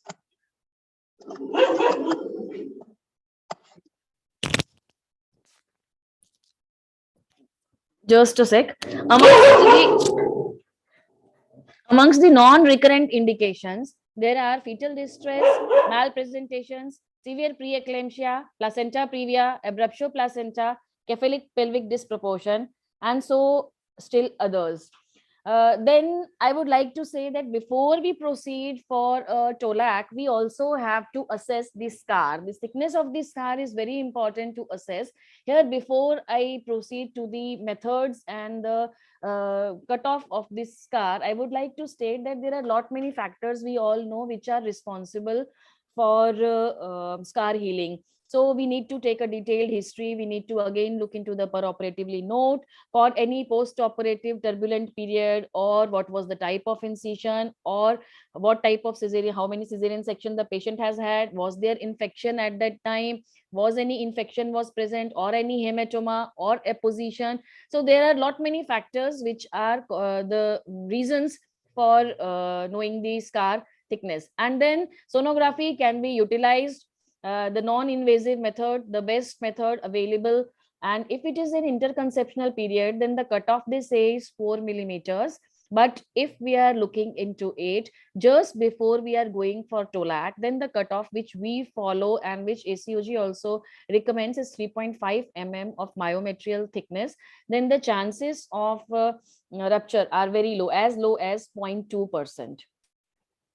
What are the current recommendations for trial of labor, or we can say trial of scar or VBAC?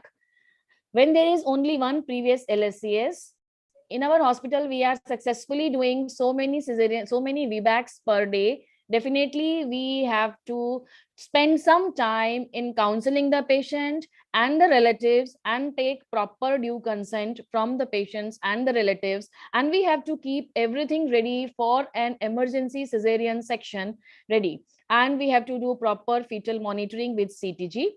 Clinically, the pelvis needs to be adequate. We have to rule out contracted pelvis.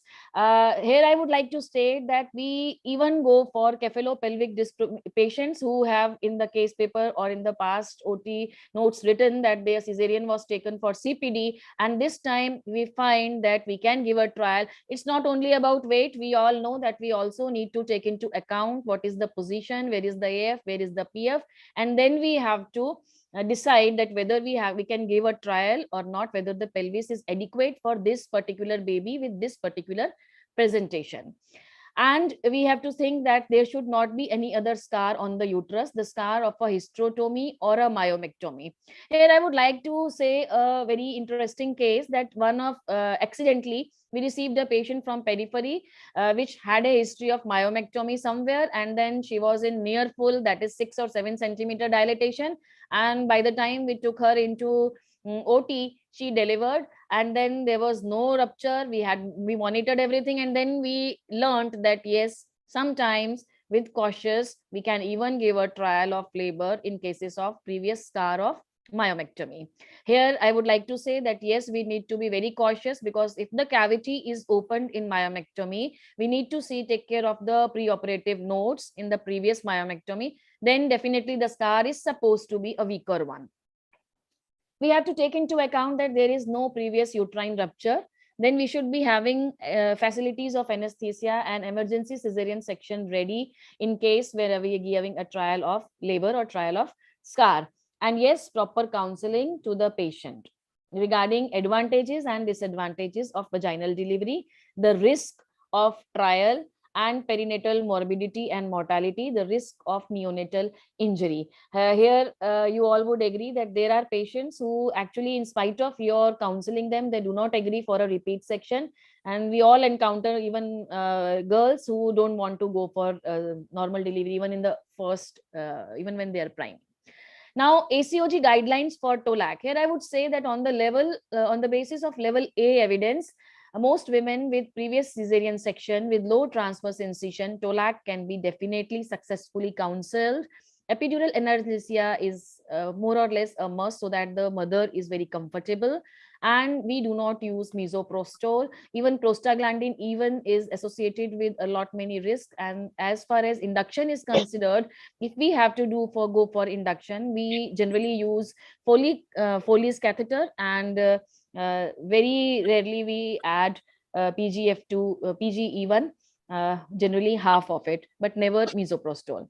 On the basis of level B evidence, the women with previous 2 LSCS but with a previous history of vaginal birth, after we properly counseling them, we can do that. I don't say that electively we have gone for deliveries in cases of vaginal deliveries in cases of previous 2 LSCs,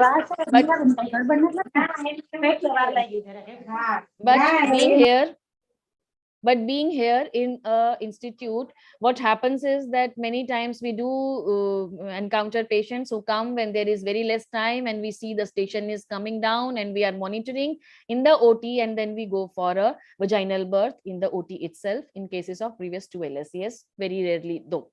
Women with various 1 LSCs with low transverse incision who were otherwise appropriate candidates of twin vaginal deliveries.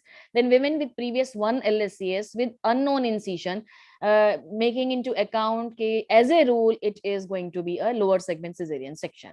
Then induction of labor in TOLAC generally is contraindicated because the chances of unsuccessful TOLAC are more in cases of induction rather than spontaneous onset of labor. In women with a prior low transverse uterine incision who are at low risk of adverse maternal and neonatal outcome, cephalic version, etc. Then continuous fetal monitoring is also recommended very strongly. There are still few contraindications to TOLAC, like previous classical incision due to one reason or the other. That's why it's very important to, before you go proceed for TOLAC or consider a patient for TOLAC, you have to go into the details of the previous operative note. Previous inverted T incision or extension of uterine incision, contracted pelvis, previous 2 LSCs without history of any vaginal birth, and malpresentation. Here I would say that again, being a referral center, we have even delivered a breech patient with previous LSCs, but definitely not electively, just because the patient came, just in time, and by the time we could do anything, she delivered, and then we examined, monitored her, and she was fine. Medical oblique obstetric complications. Sometimes there is refusal of consent by patients. Here again, in one case of previous LSCs with breech, patient was not ready for cesarean section, and she said, okay, I will take a trial, and we had to give a trial, and then it was successful by God's grace, I would say. Maternal obesity, previous uterine surgeries where uterine cavity is breached, preeclampsia, previous uterine rupture, and absolute contraindication of vaginal birth is central placenta previa. Monitoring of TOLAC. It should be conducted in a well-equipped hospital with everything ready for emergency C-section. Mother's pulse and BP on hourly or half-hourly basis need to be monitored, especially in the active phase of labor. Spontaneous onset of labor should be preferred over induction of labor. Labor monitoring for scar dehiscence and fetal surveillance, especially it's good if we use CTG machine for this, so that we can pick up a very little or the beginning of fetal heart changes. ACOG recommends epidural analgesia, no use of prostaglandins for induction oblique augmentation. We judiciously have to use misoprostol and Cerviprime in previously LSCS cases. Judicious use of oxytocin with 2.5 unit or then calibrating it little more is recommended. Pediatrician definitely needs to be standby. Let us see what are the features of impending scar. Everyone, we all know, but still dull aching suprapubic pain, bladder tenesmus, bleeding PV, and signs abnormal FHS, which can be very well picked up by CTG machine, tachycardia, hypotension, hematuria, ballooning of the lower uterine segments, scar tenderness, and failure of progress of labor. So whenever we see these signs, it's very important then and there we stop the trial of scar and we shift the patient for emergency LSCS. And if we have not acted, then definitely the patient can go into scar rupture, the signs of which being sudden cessation of uterine activity, uterine contour is lost, you don't feel the FHS. If you are lucky and you proceed for LSCS, you might still save the baby. Fresh vaginal bleeding occurs, the station is lost, the presenting part has gone up, and hematuria is seen in the catheter. What are the short-term benefits of trial of labor rather than elective repeat cesarean section? Less cesarean section related maternal morbidity, less risk of transfusion, less risk of OH, less risk of endometriosis, lesser risk of postoperative fever, less days of hospital stay, less chances of surgical site infection, and less risk of TTN. The long-term benefits being less chances of additions in subsequent deliveries, less chances of placenta previa. We all are encountering placenta adherence syndrome these days. Few studies have shown that impaired fertility following cesarean section. I doubt it. In one case control study, they found an increased risk on women with previous cesarean section as compared to the ladies who were given trial of LSCS. On baby, the perinatal, intrapartum, and neonatal death are a little more as compared to those who attempt TUL.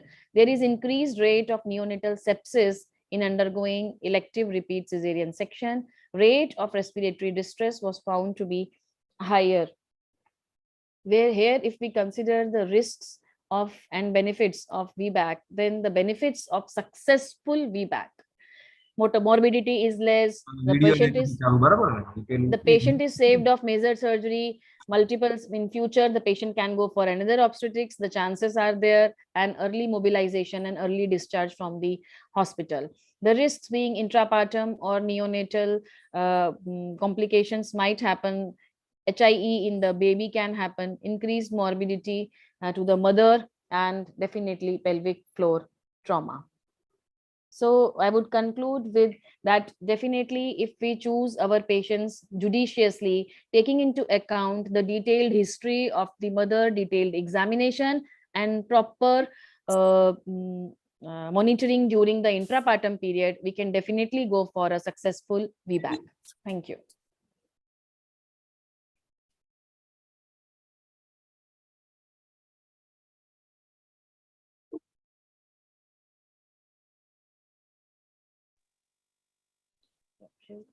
Request to the chairperson for giving conclusive remarks here.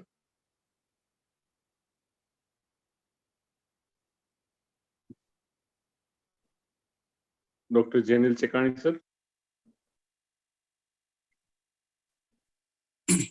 Janil is not there. Yeah. Yeah, he's in emergency. Okay. Ma'am, it was very elaboratively covered all the minor aspect of VBAC. Actually, you made us enthusiasm and even motivated for VBAC. But given strict criteria for selection of patient, and selection of patient is the main thing. Other than that, counseling, then proper monitoring, and at the last, proper documentation. This will help us for successful VBAC.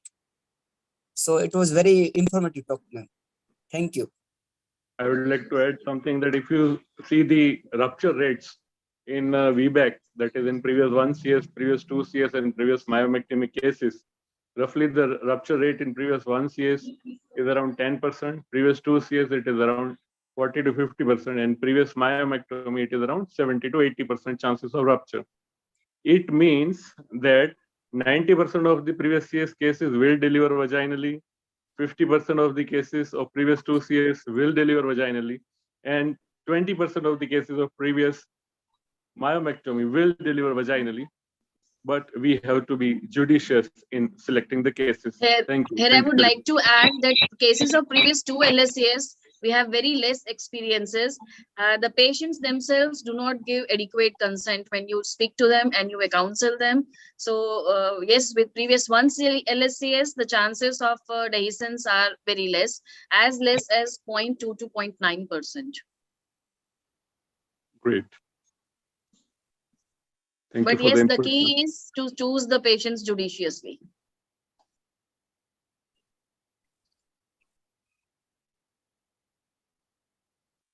Over to Dr. Jyoti. I think Dr. Kalpana will take the case, the third session. With this, we will move on to the third topic, which is by our program director, MC Patel sir, who is a medico-legal expert and ready to help each and every gynecologist in critical conditions. So for this, it's my pleasure to invite the chairpersons.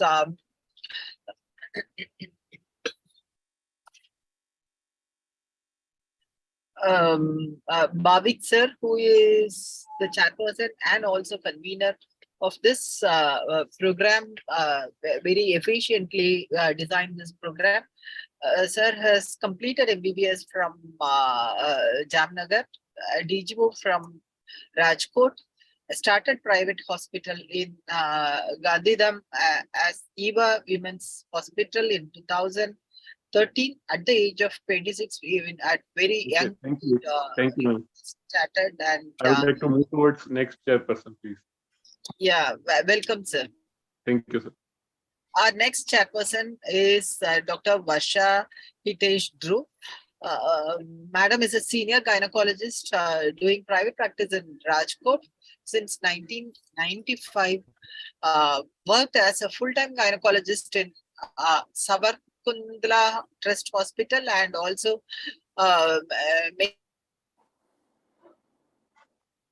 EC member of Rajkot Moji Society, as well as Madam is into IMA too. Joint Secretary of Rajkot Moji Society in 15 and organizing chairperson in Sagog 2015. Her areas of interest is high-risk pregnancy, infertility, and cosmetic gynecology. Welcome, ma'am. Our next chairperson is Dr. Hital Moda, ma'am. Who is director of Shivalik Hospital and IVF Center. She has completed a diploma in ART and reproductive medicine, Germany, diploma in high-risk pregnancy, ACOGS, IVF training in Singapore, laparoscopic surgery under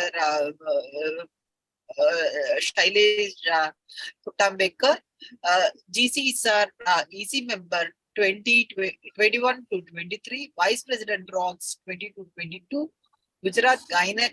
She has received Gujarat Gynec Excellence Award 2020, Achiever Young Scientist Award 2016, Women of the Year 2012, Organizing Secretary of Zagog 2014, invited faculty in various conferences, actively involved in breast cancer and cervical cancer prevention. She has done many public awareness programs. Welcome, ma'am. Over to you, chairpersons. You can invite and introduce our program director, MC Patel, sir, and give an intro about the topic. Yes, please. Yes, we have the greatest of the great speaker, Dr. MC Patel, sir. Sir needs no introduction. I will not take much of the time introducing him.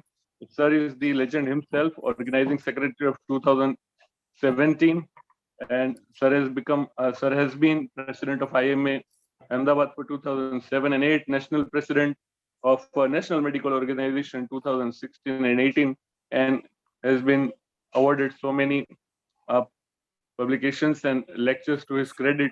Welcome, Dr. MC Patel, sir. Would like to request Dr. Varsha ma'am to please throw some light on the topic of Dr. Patel, sir. Yeah. Thank you, Dr. MC Patel, sir, Bhavik Khatri, and Dr. Sneha Viewer, madam, for inviting me and kind introduction. I welcome all Foxy and Emily, Dr. Sneha Viewer, Dr. Suman ma'am, Dr. Kalpana ma'am, Dr. Jyoti, Dr. Bharti. We will definitely nominate, canvas, and vote for you. Thank you, sir. I request Dr. MC Patel, sir. He will deliver a lecture on consent in CS. It's a very important topic nowadays. And thank you. Thank you, Bhavik and Dr. Varshavan for kind words.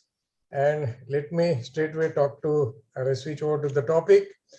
Greetings from Statue of Unity, tallest statue of world, and we all are proud of that statue. Warm welcome all the delegates and wishing you a litigation-free practice. At the outset, I would like to thank all the society who have joined this webinar, Jamnagar, Bhuj, Junagadh, Porbandar, and Rajkot, and President and Secretary of all respective society for joining this webinar. Usually I start any of my medical legal talk with this question. Is it worth discussing? Yes. And if it is yes, then why? Because medical litigations are increasing in number constantly and steadily, and we gynecologists rank first as far as medical legal problems are concerned. And this is the famous case which happened in 2008, Samira Kohli versus Prabha Manchanda. And in this particular case, it was decided and discussed that what should be the consent, what should be the ideal consent in Indian context, what should be the, which are the criteria for any consent to be valid. And it is more than just sign here. So it was discussed and decided in this particular case. So what is the valid consent? And which are the criteria for consent to be valid? So first criteria is capacity. Who can give consent? If patient is adult, if patient is mentally sound, then only and only patient can give consent for any surgery, for any procedure, or any intervention. So if at all we are going to go for cesarean section, consent of patient is very much must. If patient is minor, if patient is mentally challenged, then consent of guardian will do. If it is an dire emergency, no consent is required. You can proceed accordingly. But in this type of situation, burden of proof is on your shoulder to prove that it was dire emergency. It was immediate necessary to save life of patient. And you can only prove this by your good record keeping and evidence only. So this is the capacity or competence who can give consent. Consent should be voluntary. It should be free, signed by patient or guardian as per the case may be. And others are witnesses only. Signature of husband or signature of any relative, they are witnesses only. They are not at all going to go for giving consent. Of course, if patient is minor, it's another story. Otherwise, they cannot give consent on behalf of any patient. It should be informed consent. Are your patient properly informed as far as cesarean section is concerned? So patient should have knowledge about nature of treatment, all its benefits and side effects. No fraud, no coercion, no false promise at the time of counseling the patient for consent. So as far as informed consent is concerned, we are under obligation to explain everything about available alternatives. If patient is not ready for cesarean section, then which are the another available alternatives we have to discuss with the patient. We have one more question. Does Supreme Court expect us to talk about all possible complications? Because we have to counsel patient with all possible complications. So in this case of Samira Kohli, Supreme Court has written like this: expected to anticipate certain complications or requirements depending upon the condition of the patient. But at the same time, no need to explain remote or theoretical risk involved, which may frighten or confuse the patient and result in refusal of consent for necessary treatment. So we are under obligation to explain risk, but not remote and theoretical risk. One more area. If at all you are going to allow any attendee during surgery, or if you are going to record that surgery, or you are going to display that recording in future in any CME, any webinar, any conference, any workshop, prior consent of patient is very much required. And one more thing, personal identity of patient should not be revealed. If at all patient has given you a consent to display recording, but at the same time you will not display personal identity of any patient. So it is very important thing. Separate consent for anesthesia. So it is very much required, and we should explain about anesthesia, about nature, benefits, purpose, effects, alternatives, and substantial risk involved in the anesthesia. And anesthesiologist is the best person to explain everything and to take consent. If at all blood or blood product transfusion is required, then one more separate consent for blood transfusion is required. Again, explaining about purpose, effects, alternatives, and substantial risk involved. So many times this question is asked, does consent require for blood transfusion separately? Yes. In this case, in National Commission has very specifically mentioned that doctor is required to go for 2 separate consent from the patient, one for surgery and one for blood transfusion, of course for anesthesia also. So surgery involves risk and blood transfusion involves additional risk. So separate consent for blood transfusion is very much required. Refusal of treatment. Many a time patient refuses to give consent for cesarean section, and she will tell that please wait, my husband is coming, and if she gives me permission, then only I will sign the document. So in this type of situation, many times very precious time is wasted, and we are in a hurry. Say for example, there is a threatened rupture in case of previous LSCS, or there is a fetal distress. So in this type of situation, if patient is declining to give consent, then we have to explain everything about that also. So need to explain risk of refusal of treatment, but at the same time, in the same case, Supreme Court has very specifically mentioned, no need to explain remote or theoretical risk of refusal of treatment, which may persuade the patient to undergo fanciful or unnecessary treatment. So at the time of counseling for cesarean section, balance should be achieved. It is required from any doctor. It is expected by Supreme Court. There can be a common consent also. Say for example, particular surgical procedure and additional or further procedure. Say for example, cesarean section with myomectomy, cesarean section with tubal ligation. But prior consent is very much needed. Consent given for specific treatment. Say for example, cesarean section. Cannot do other procedure unless life-saving. An argument that it was beneficial, would save time, would save pain and suffering in future doesn't stand in court of law. Say for example, at the time of cesarean section, you find that next pregnancy could be dangerous for the patient. You cannot go for tubal ligation unless prior consent is taken, because it is not immediate danger to the life. Patient is not going to pregnant next day.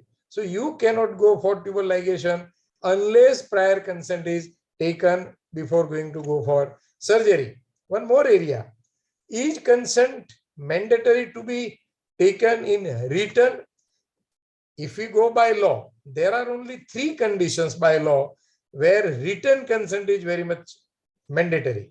Organ transplantation, according to PCPNDT Act, sonography of antenatal patient, and any case of medical termination of pregnancy. In all other cases, we may go with oral consent also, but burden of proof is always on our shoulder to prove. And it is all likely that patient may go hostile in court of law that she was never advised or never counseled. So though it is not mandatory, but it is always advisable to go for written consent in any case of any surgery, including cesarean section. Consent can be taken by assistant doctor also.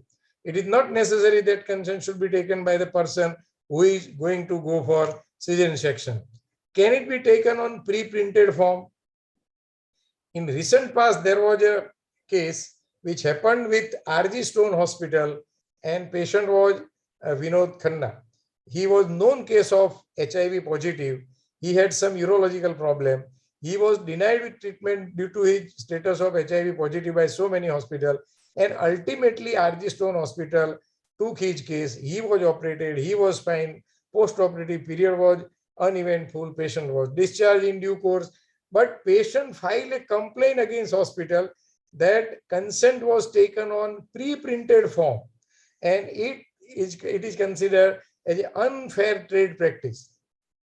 And case was filed, and decision was against hospital and doctor, and compensation of rupees 10 lakhs was awarded to the patient. But this judgment is challenged in higher fora, because I requested Foxy, because if at all this judgment is not challenged, then it would have been difficult for all of us, all the doctors, because if pre-printed consent form cannot be used, that in an every surgery you will have to go for in a writing by the yourself or by patient herself. So we convinced Foxy and convinced RG Stone Hospital. RG Stone Hospital was not ready to go for appeal. the hospital was ready to pay 10 lakhs and to cut short the matter. But ultimately, RG Stone Hospital was ready. Appeal is filed. And at the time of filing this appeal, there was argument on part of advocate that what is unfair trade practice? It simply means to do anything in unfair measures to enhance business is unfair trade practice. But in our medical practice, if we take signature on pre-printed form, does it enhance our practice? If we take signature on by writing by ourselves or by patient, or we take signature in pre-printed form, does it enhance our practice? So this argument was taken into consideration and appeal is allowed. We are waiting for the result and we are quite hopeful that result will be in favor of medical fraternity. So till now, this judgment is stayed. So you can very well use pre-printed form. Should it be in English or in vernacular language? It is always better if it is in vernacular language. But if at all it is in English, then at the end of consent, you should have a writing by patient herself that whatever written above was explained to me in language which I could understand, and after understanding everything and after solving all my questions, doctor has guided me, and then after I have signed the consent. So even if it is in English or any other language, then it will do if you have taken consent like this.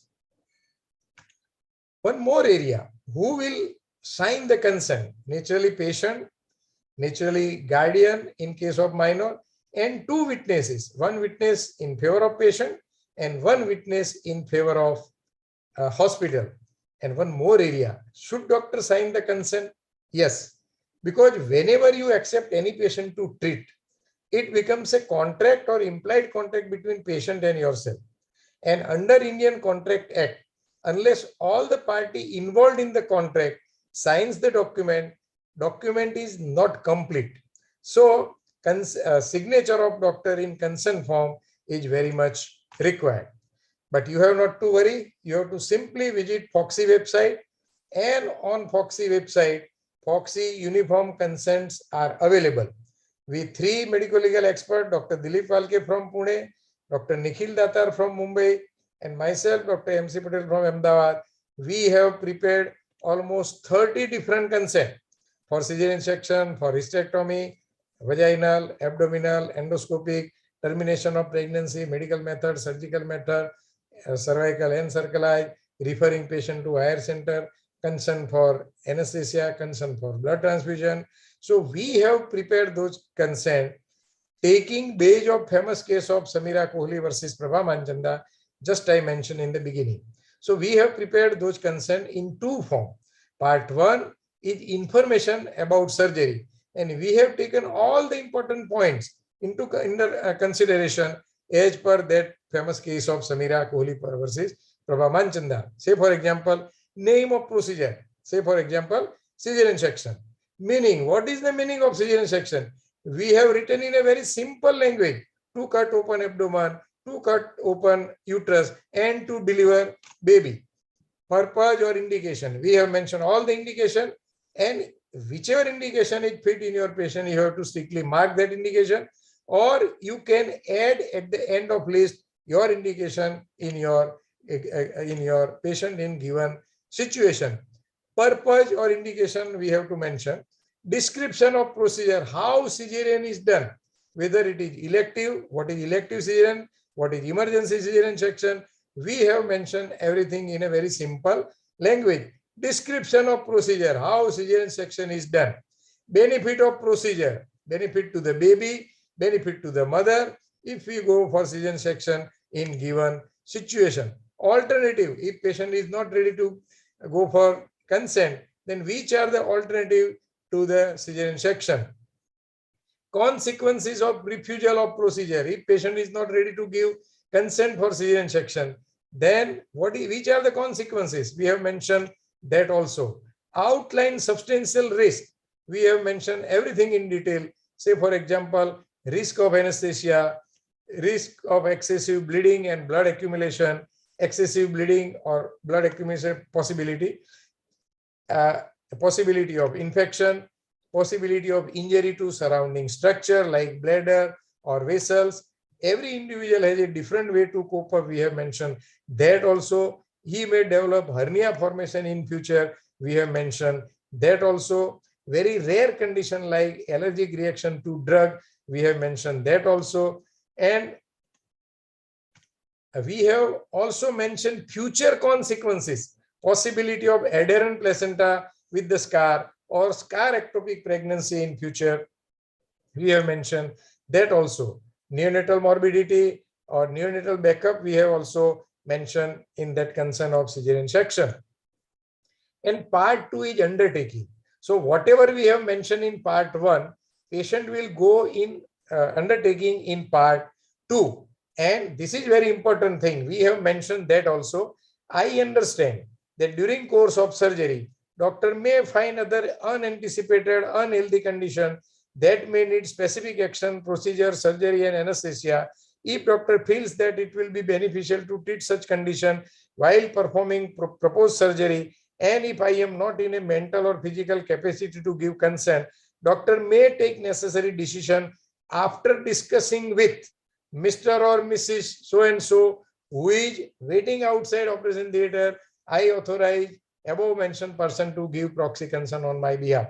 Say for example, during cesarean section, if it is a case of severe PPH and hysterectomy is to be done and prior consent is not taken, then if patient has given consent like this, you can discuss with relative of patient, and if relative give consent, you can straight away go for obstetric hysterectomy also.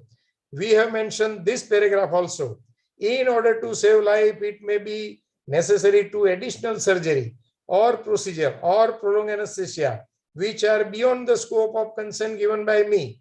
I authorize doctor to take such decision if need be. So if patient has given consent like this in unanticipated, unexpected condition, if surgeon has to extend scope of consent given by me, I authorize my doctor to proceed accordingly, then you can very well proceed accordingly in this type of situation.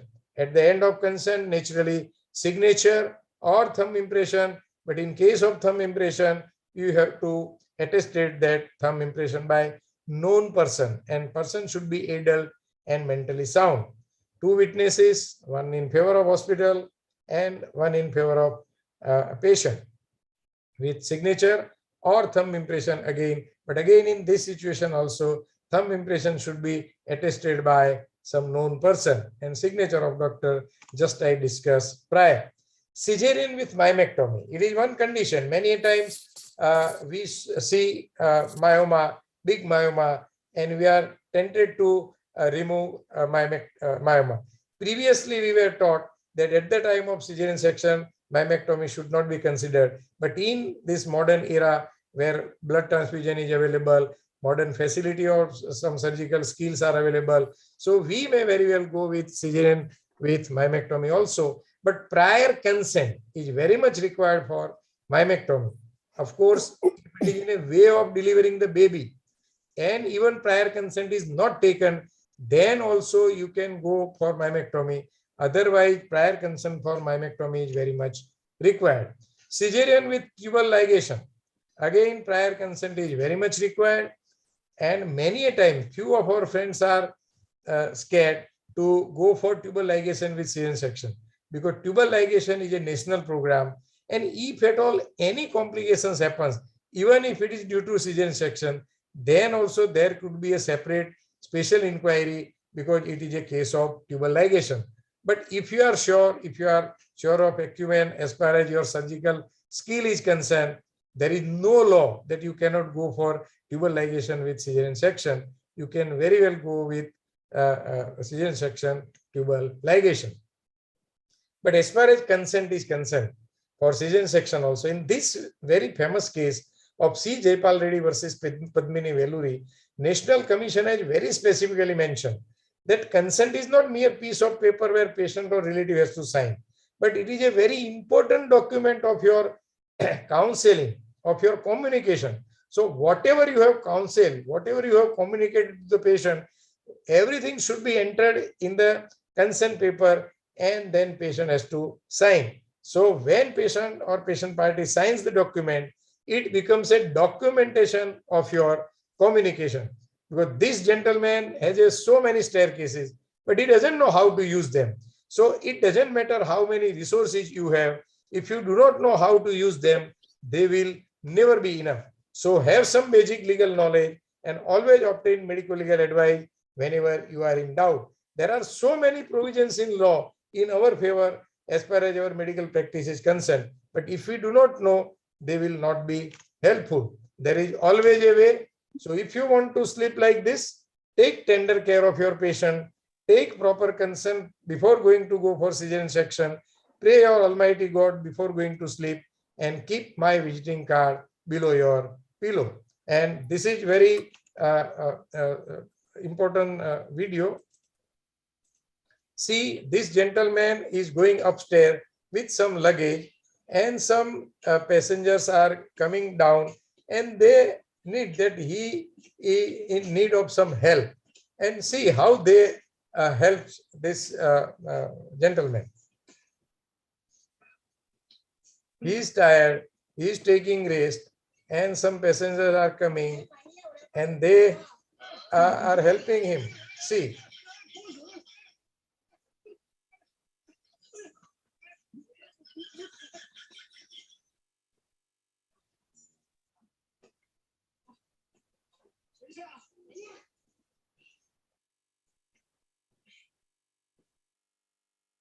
Actually, he wanted to go upstairs.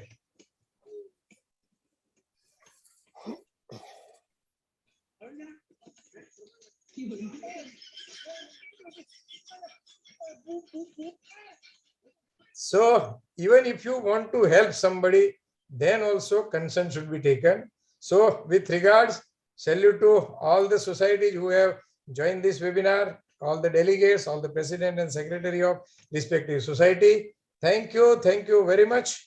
Please do not assume, please ask if any query, any questions, if chairpersons and time permits. Thank you very much. Superb, sir. Actually, the topic is consent and the Bhisma Pitama in the field of medical legal is talking. So voice disturbance. I think there is some problem in audio. So before she can join again, let me share the consent which I mentioned. We have prepared on Foxy website. It is translated in Kannada, and Dr. Bharti Rajsekhar is here. And from her society only, 2 of our gynecologists translated those consent in Kannada. And same way from Nasik, all those consent are translated in Marathi also.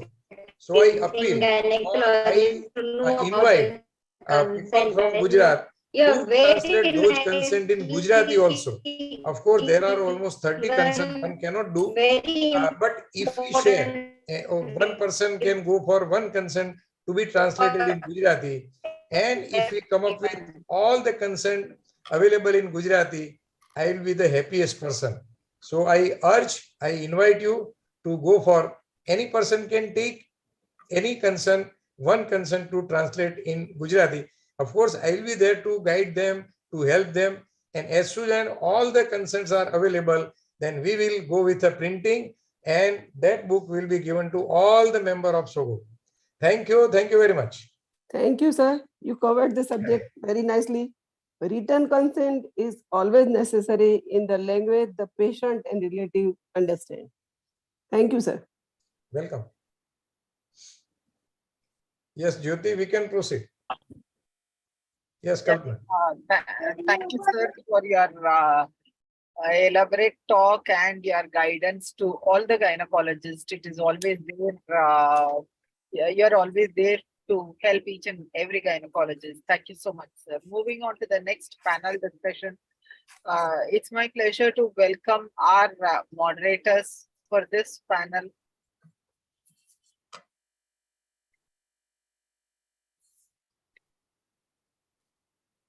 Dr.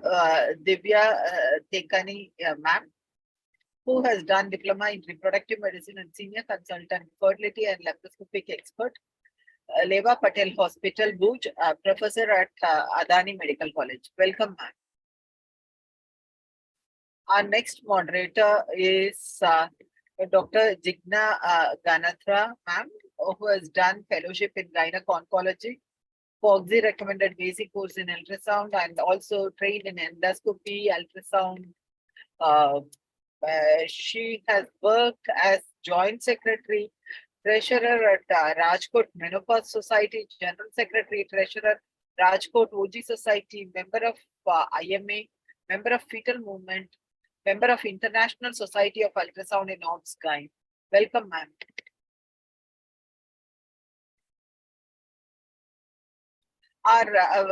It's my pleasure to welcome our experts and convener, Sneha Bia ma'am, who was a FOGSI Breast Committee Chair 19 to 21, Governing Council member of ICOG 21 to 22. Madam is also SAFOG Working Committee member of Breastfeeding, AMOG's Chairperson of Medical Disorder Committee 22 to 24, Founder President of Vidarbha Isopar. She has received various awards, including MS Signature Award, Asia GCC Award, SN Malhotra Individual National Award, Durusha Distinguished Community Award, Anandibai Joshi State Award, and also Healthcare Excellence Award. She has got rich experience of almost 3 decades in Obs-Gyn, 300 public talks and publications. Welcome, ma'am. Thank you. Our next expert is Rekha Rajendra Kumar, who is a medical director of Miracle IVF Center, practicing gynecologist for almost 3 decades, president-elect Bangalore Society of Obs-Gyn, South Zone Coordinator for the Infertility Committee, Chairperson Infertility Committee Kasoga, 20 to 22. She has received 15 awards, 5 felicitations. She has been a teacher, PG teacher for almost a few years in MS Ramaya Medical College.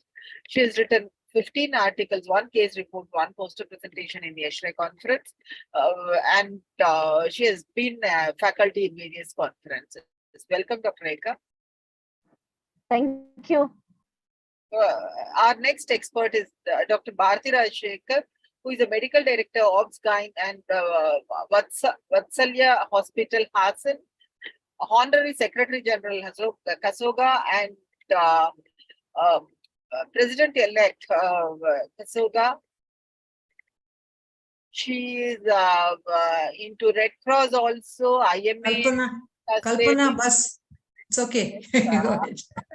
Welcome, Dr. Bharati, as an expert for this panel. Thank you. Our panelists are Dr. Manisha Matoria, ma'am, past President Rajkot OG Society, Dr. Deepak Rajguru sir, consultant obstetrician Rajkot, Dr. Prakash Parmar, sir, endoscopic surgeon, high-risk pregnancy expert, Venus Women's Hospital, IVF Center, Rajkot. Welcome, sir. Dr. Divyanshi Shani, laparoscopic surgeon and fertility consultant, Jamnagar. Welcome, ma'am. Dr. Shilpan Gandalia, senior consultant in Rajkot. Welcome, sir. Our next panelist is Dr. Praveen Kanani, laparoscopic surgeon, fertility consultant, Women's Hospital, Rajkot. Welcome, sir. Dr. Madhav Kirani, consultant gynecologist and laparoscopic surgeon, Bhuj. Welcome, sir. Dr. Kamal Goswami, professor HOD, Obs-Gyn, PDU Medical College, Rajkot. Welcome, sir. Dr. Dharmesh Patel, Secretary, Rajkot OG Society. Welcome, sir. Over to you, moderators, for your interesting panel discussion and case discussion.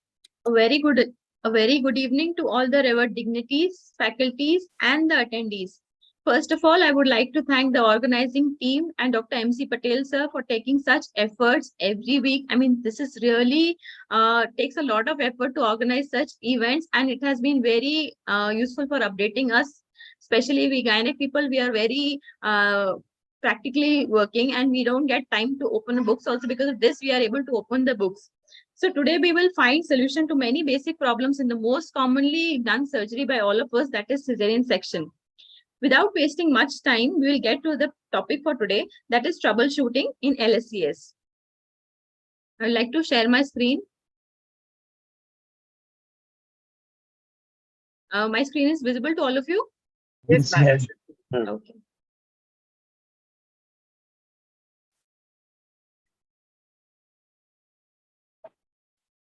Yeah, cesarean deliveries have increased and become safer because of better anesthetic techniques, better antibiotics, availability of blood transfusion, and improved surgical techniques. Common factors responsible for increased cesarean section are rising maternal age, high levels of maternal education, previous cesarean section, obstetric complication, maternal request, high income level, and social class, prevention of pelvic floor injury, and fear of litigation, as MC Patel sir had guided on the same just now. These are the indications for planned LSCS, which we already know. These are the indications for emergency LSCS. These are the various incisions which we are using: Panelstein incision, Joel Cohen incision, Maillard, and midline vertical incision, which is rarely used these days. So directly, we'll come to the main thing. For troubleshooting in cesarean section, first of all, we must be in depth knowledge of the case, what we are handling. We should have anticipation of the potential difficulties. Planning in mind should be there. Supposingly we are taking a case tomorrow morning, we should have been planned what all things are required, what are necessary investigations which have done, and a good team of anesthetist, assistant, and neonatologist is required. Life is full of difficulties. You have to meet them and greet them and defeat them. So coming to the case now, Mrs. XYZ, she was third gravida para 2 living to 37 weeks of pregnancy. Previous to LSCS, she came to labor room with leaking PV and pain in abdomen. Examination, pulse was 110 beats per minute, contractions were present. So decision of emergency LSCS was taken. And after opening the abdomen, we found this. So I request Dr. Manisha ma'am and Dr. Deepak sir to guide us on what do you expect in this case? What are the precautions to be taken? And if while doing this dissection, would you prefer sharp dissection or blunt dissection? Thank you once again, all Foxy stalwarts, Dr. MC Patel sir and whole team, to invite me. And as I am connected through my mobile, I am not able to visualize the picture very clearly. But obviously, after 2 cesarean sections, we need to go with the sharp dissection only, never a blunt dissection. We have to open peritoneum very higher up, so we will not injure the bladder. And we have to take care of other additions also. I agree with Manisha. Do sharp dissection as far as possible. Previous 2 scar, just above the previous 2 scar, put an incision. So you remain far from the bladder. What other precautions you feel, sir, we should take before opening such a case?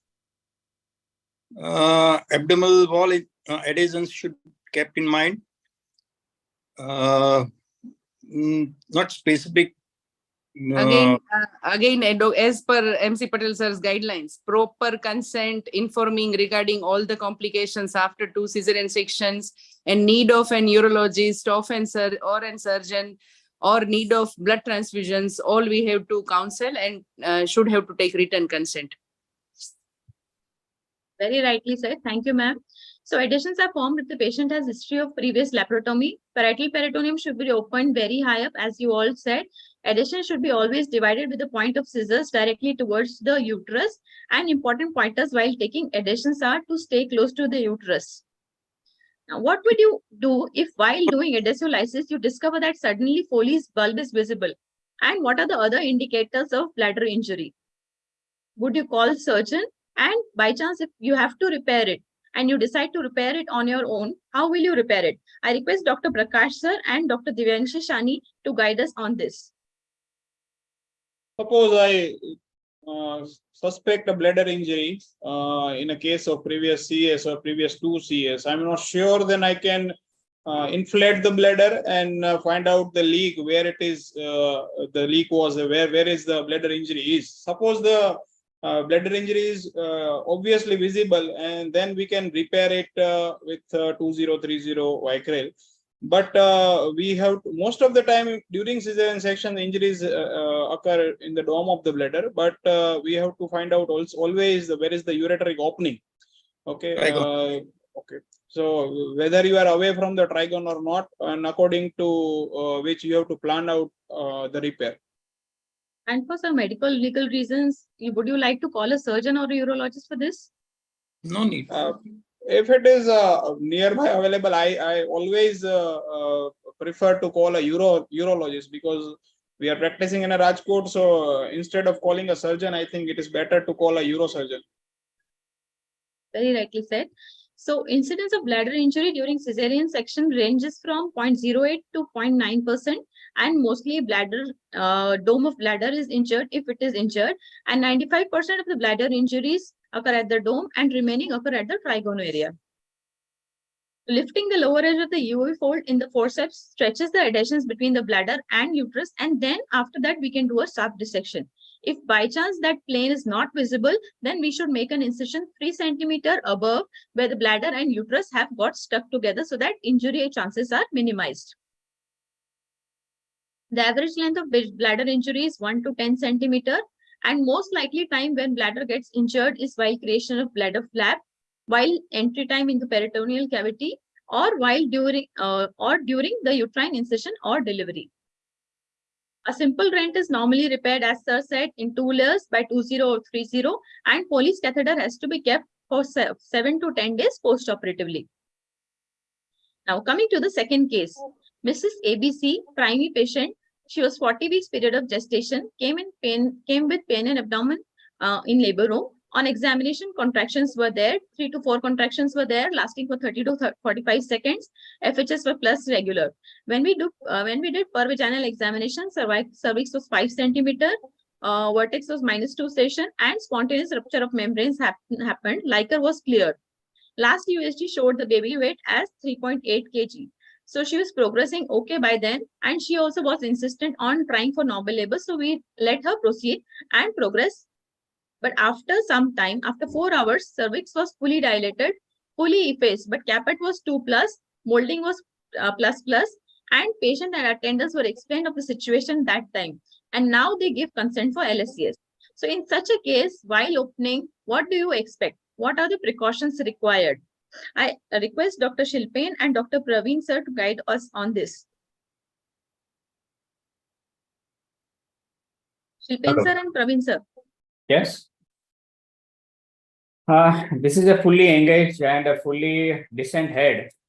The precaution is to only to deliver the baby. Head delivery is very difficult, and you can go for pushing from below, or you can extend your incision in a vertical inverted T manner, and after delivering the head, or if you possible, then routinely delivery possible, then you can go for the shoulder delivery, and if you are not able to deliver the head, then you have to go for the Patwardhan methods.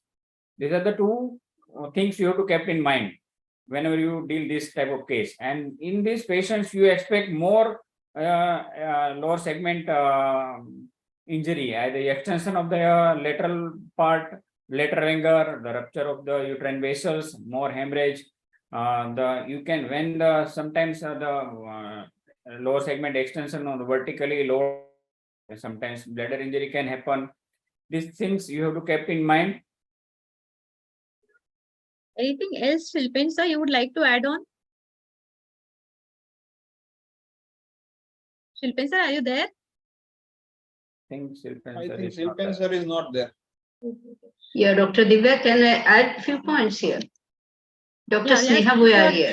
Sure, ma'am, sure. Yes. So, Dr. Deva, considering this case, which is actually a deep transverse arrest, all full-blown signs of obstruction are seen, the caput plus and molding plus. So here, actually, the Patwardhan's method, 1, reverse breech extraction, and modified Patwardhan's method. All 3 methods can work. But whenever we are doing any manipulation, we have to make sure that you have liberal space available for manipulation. So whatever incision we have initially taken need to be extended. So rather than an inverted T incision, I think a deep U-shaped extension of the incision should be preferred, or maybe the J-shaped incision. So that is one issue as far as the incision is concerned. When you're trying to manipulate, so Patwadan method, all of us are doing it very, so I need not describe that. You first deliver both the shoulders, then the body, the buttocks, the lower extremities, and head is the last to come out. Sometimes you may have to go for, search for the breech and go for the breech extraction. That is second. And thirdly, you can just, ask your assistant to disimpact the deeply engaged head so that the head gets dislodged and maybe you are able to deliver it with better efficacy, I would say. I think these are all the precautions and the methods you have to take as far as delivering this baby. Thank you.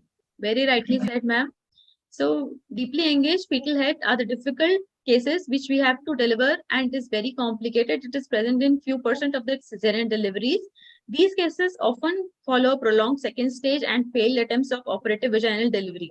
The impacted head places the infant at risk of intracranial hemorrhage, skull fractures, neck fractures, asphyxia injuries, and this all has to be little explained to the attendants while we are taking the patient for cesarean section. And such as urine for the patient, uterine lacerations can be there, damage to uterine vessels can be there, and injury to the lower uterine tract can also be there. So delivery of head can be done by operator's hand should be pushed deep into the pelvis, and flexion and lifting up of the head should be done. Vaginal push by the assistants, reverse breech extraction, T or J-shaped uterine incision, as ma'am explained just now, and we can use tocolysis also if the uterus is tightly contracted upon the fetus. So do you feel the lacunae in teaching in such cases in our postgraduates? Dr. Madhav sir, I'll ask you this question. Do you feel the lacunae in our postgraduates in these cases when we are just pass out? We are not confident in doing such cases. Do you feel so? Yes. Yeah, I will I will agree to that because as you said that it was 3.8 kg last USG shot 3.8. So right now we are moving towards we don't take risks and seeing all the behavior of the even the relatives and everyone want the safe baby and safe patient mother. So rather than taking all these risks, we try to inform patients on the prior basis. So usually even the relatives also choose to go with the safer side. So such situation occurs in maybe in like 1 in 50 or 1 in 100 cases. So definitely if the postgraduate who is lucky will be able to attend this case, others might lack such a thing. And if by chance you get into such a situation, which of the above techniques you prefer for delivering the baby? I think for delivering the baby, modified Patwadan or Patwadan will be the safer option because I had got such a case. So I have been trained and I have been delivered a Patwadan method, which is easy. So I'll prefer to go with that. Sure. Thank you, sir. Dr. Divya, can I add on? Yeah, sure, ma'am. Whatever maybe, though it is even 1 in 50 or 1 in 100, I think the younger obstetricians need to be trained with mock drills. I think we should make it a habit that we do these mock drills, whether we come across the cases or not, and even train your assistants how to give the pressure from below, from the vagina, that they have to stand gloved. So preferably you try to do, because modified Patwadan technique, if you're going to do it at the first time, you are anxious, you may cause more injuries to the fetus. So it is preferable to have a dummy and try to do them as mock drills, one. And second, early in your practice, when you come across such scenarios, it may be a referred case, please call for help. Take a senior obstetrician along with you and try to do it take one of your colleagues, and when two is always do a better job than one, so that you don't cause much anxiety to yourself and as well as you give a good result to the woman in labor. Very true, ma'am. Yes, I think only one point from my side. Whatever Dr. Bharti has said, very correct. I think we were a few of the luckiest one where the seniors used to actually hold our hand and teach all the techniques. So with, moral as well as physical support, we have learned so many techniques. But nowadays, maybe the skill is training as well as the skill is lacking, and that's the very reason, as Dr. Bharti has said, the simulation lab has come up, and at least I think we should make use of it and have a mock drill and repeated training sessions. And for that, actually, we are organizing the workshops, which are practical obstetric workshops for the same reason, I think. So that's all from my side. Thank you. Thank you, ma'am. Very rightly said by both of you. So this is a visual presentation of the Patwardhan method. Now proceeding ahead, I've not made a question, but Kamal sir, I would like to ask you, if you get to deliver a floating head, what precautions would you like to take while delivering a floating head? Kamal sir? Kamal sir is not probably with us. Okay. So maybe you can guide us, Bhavik sir. For floating head, what do you prefer? For floating head, what I personally prefer is have more and more of patience. Just select a particular site of incision that everyone we know is that the putting incision over the fetal head is the best site. But if at all you don't actually able to palpate, just give a routine incision, allow some of the liquor to get drained out, and probably the floating head will come down automatically, and it will be in your hands. You can take use of forceps as well, and sometimes just doing miracle in the form of a breech extraction will also help you elevating your anxiety. If by chance that it's so much floating that it rotates out only, and it is not in your head is not in your hand, so maybe you can just take one of the toes and deliver it by breech. But I want to add one point that personally I am keeping Celastic Cup vacuum in all of my planned cesarean deliveries. That's right. And it helps wonderfully. Use of Vectis as well as the vacuum will definitely help in difficult situation. And yes, I would also whatever you are with that. well versed with and you are comfortable with, I think Always that should have be the okay. vacuum cup on your OT table, whether it's an emergency or elective. What Dr. Khatri has said that yes, let the liquor drain and let the head descend a bit. Maybe you can deliver it, and maybe I think your assistant or the anesthetic may just help you to stabilize the uterus, and little fundal pressure can also help. The use of the Celastic vacuum cup is very useful, especially in these cases in the mobile head. Go slow and just wait for the cup to act. Let it clip on to the head, and don't be in a hurry. Otherwise, you'll just be pulling it out without enough suction. And as Dr. Sneha said, the assistant gives a gentle funnel pressure. I think would be good enough, and let out the liquor slowly so the head slowly descends and comes onto the incision site. Very true, ma'am. One thing I would like to add on, if the head is floating, one thing is we should make a pre-assessment for the placenta, and placental localization should be done, because if unbooked case is there, then it might be that we have missed that placenta is low-lying in such a case. So these are the various methods which you all had suggested: vacuum, Vectis, or internal podalic version. Now coming to anything that is already done. So if by chance we have a breech presentation, then anything specific we need to do, Dr. Deepak sir? Nothing specific. Which part is presenting part, according to that you have to deliver the baby. If frank breech, it is easy to deliver. In complete breech, you can take legs first. In footling presentation, it is a bit difficult, as second leg is second feet rather is on rather presenting, or it is above the what we call is above the incision. So better to take slowly one leg followed by second leg and followed by full baby. So be calm and gently remove the baby from the uterus. Anything our experts would like to add on? Yeah, basically your movements have to be gentle, and you have to flex. Suppose like in a footling, the flexion of the knee joint is very important so that you don't cause injuries. Always flex in the anatomical positions. And again, for breech extraction, we have to do mock drills.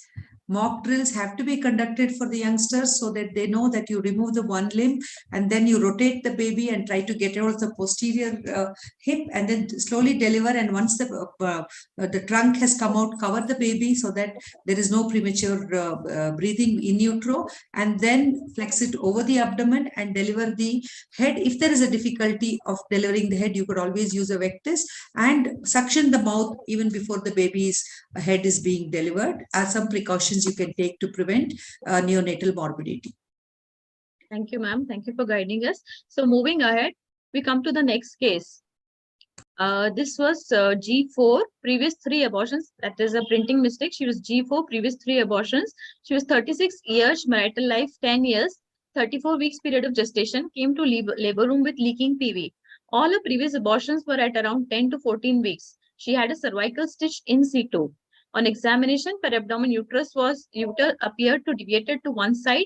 FHS was plus regular, and per vaginal examination, cervical os was closed. Cervical stitch was in situ and frank leaking was present. At that time, cervical stitch was removed and patient didn't want to take any risk and opted for LSCS. So what do we expect in this case?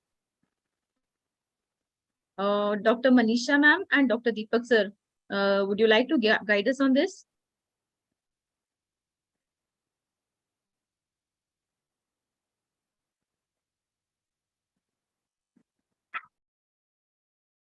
So she's a case of previous 3 abortions. All were second trimester abortions.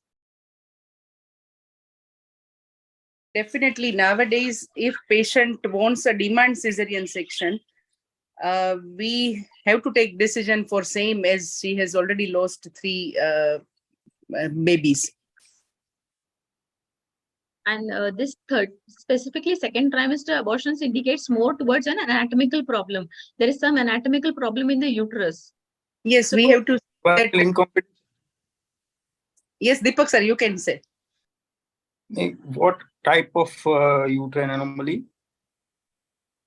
So when we open, Actually, if we consider this case, 34 weeks, that is not near term. So the lower segment is not formed. That is one. Even the liquor is drained out. And when you had that will add to the difficulty during cesarean section. Thirdly, you're putting in a stitch that will lead to fibrosis. So all in all, it will add to the difficulty intraoperatively. As far as the outcome of the baby is concerned, that is another problem, the prematurity and the NICU admissions. I think what we want to highlight here is the technical difficulties during cesarean section, right?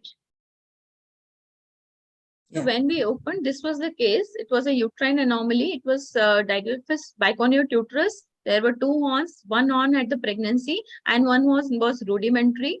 So any specific thing you would like to like us to do, Dr. Dharmesh Patel, sir? Sir, are you there, Dharmesh, sir? Divyanshi, Dr. Divyanshi, can you please guide us on this? I think everybody has gone for dinner. Yeah. So I think what we were discussing, that even if there was no anomaly, because of the preterm cesarean section and the drainage of liquor, there will be technical difficulty. On top of that, if you have these uterine anomalies, definitely it will add to the difficulties. So whenever you are taking the incision, you have to be very careful. See that you are not reaching the other horn and it's not extending to other horn. That's what we have to take care basically, and that's why very carefully you have to take the transverse curvy linear, or maybe right from the beginning you go for a little U-shaped incision. I think these are the technical precautions I think we have to take for this case. And once we deliver, mock curettage of the uterine cavity must be done so that chances of RPOC are not there, and placenta, all its bits of placenta are removed, because sometimes in the corner of the horns, placenta can be stuck. So that has to be done. Yes. How do you manage? Whether there is a septum, whether there is a uterus diadelphys, as you said. So the entire products of conception, the placenta, maybe even the substantiate lobe of the placenta, and of course the membranes, and everything has to be curated out or removed carefully. That is what is the precautions here. In this case, two differential diagnoses come to our mind. That is congenital uterine anomaly. That is any structural anomaly is there from the birth, like didelphys uterus, biconio uterus, or acquired uterine anomaly. That is, she has got developed fibroid afterwards later in her age. So coming to the second differential diagnosis of such a case, if by chance fibroid is there, what precautions should be taken if fibroid is there? And anybody of you would like to prefer cesarean myomectomy for this? Maybe again, Praveen sir and Madhav sir can guide us on this. Yes, you can very well manage myomectomy after cesarean section when everything is finished, mother and baby are both fine. We can plan cesarean myomectomy if the fibroid is subserous intramural. When we are not planning, when the lateral fibroid, broad ligament fibroid, which is very vascular, maybe very impacted in a surrounding area.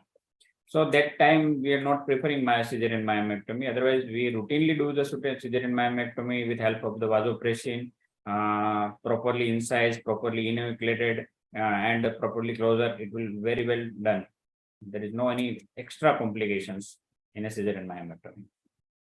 Madhav sir, you would like to add anything on this? Yes, I agree with Dr. Praveen sir. That if we have any of the fibroids, the location is very important. Seeing the location, we should go ahead. And even again, as our MC Patel sir says, that consent is very important. If it is already a diagnosed fibroid, if the location we are knowing whether it is subserosal or anything, and if we have taken the consent priorly, we can definitely go ahead with the surgery. With the cesarean myomectomy. But if the location is like broad ligament fibroid or lower segment or cervical or something like that, which cannot be done during the cesarean, or it is very vascular, then we might avoid. Even if we have not taken the consent, I think if it is diagnosed on table, then also I think consent is very important. We should take a consent and then go ahead with cesarean myomectomy. And routinely we should do cesarean myomectomy if it is possible. Thank you, sir. Thank you for guiding us. Now I will request Dr. Jigna to take her next share of questions. Thank you. Jigna ma'am? Yes. Good evening, everyone. And first of all, I thank Dr. MC Patel and all the Foxy aspirants for inviting me today as a moderator. So I would like to proceed for further 3 cases which we are going to discuss. Is my screen visible to all? Yes, ma'am. Yes, it's visible, ma'am. Okay. So I invite all the panelists for actively participating and all experts and all Foxy aspirants also for today's session. So regarding first cases, 34-year-old gravida 3 para 2 with previous 2 cesarean section with anterior low-lying placenta has come to labor room at 36 plus 4 weeks with complaint of labor pain.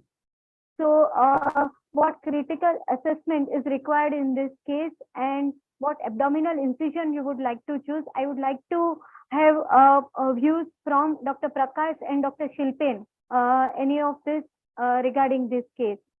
Yes, ma'am. So case of previous 2 CS with low-lying placenta, diagnosed placenta accreta accidentally. I think we should plan this patient in ICU backup only. We should have an adequate blood in hand. Then and then we should start a C-section, and we should take all necessary consent of maternal mortality, morbidity, bladder injury, systemic devascularization, internal ligation, cesarean hysterectomy. Okay, now so all detailed consent and this the seriousness of this case should be explained to the patient and relatives.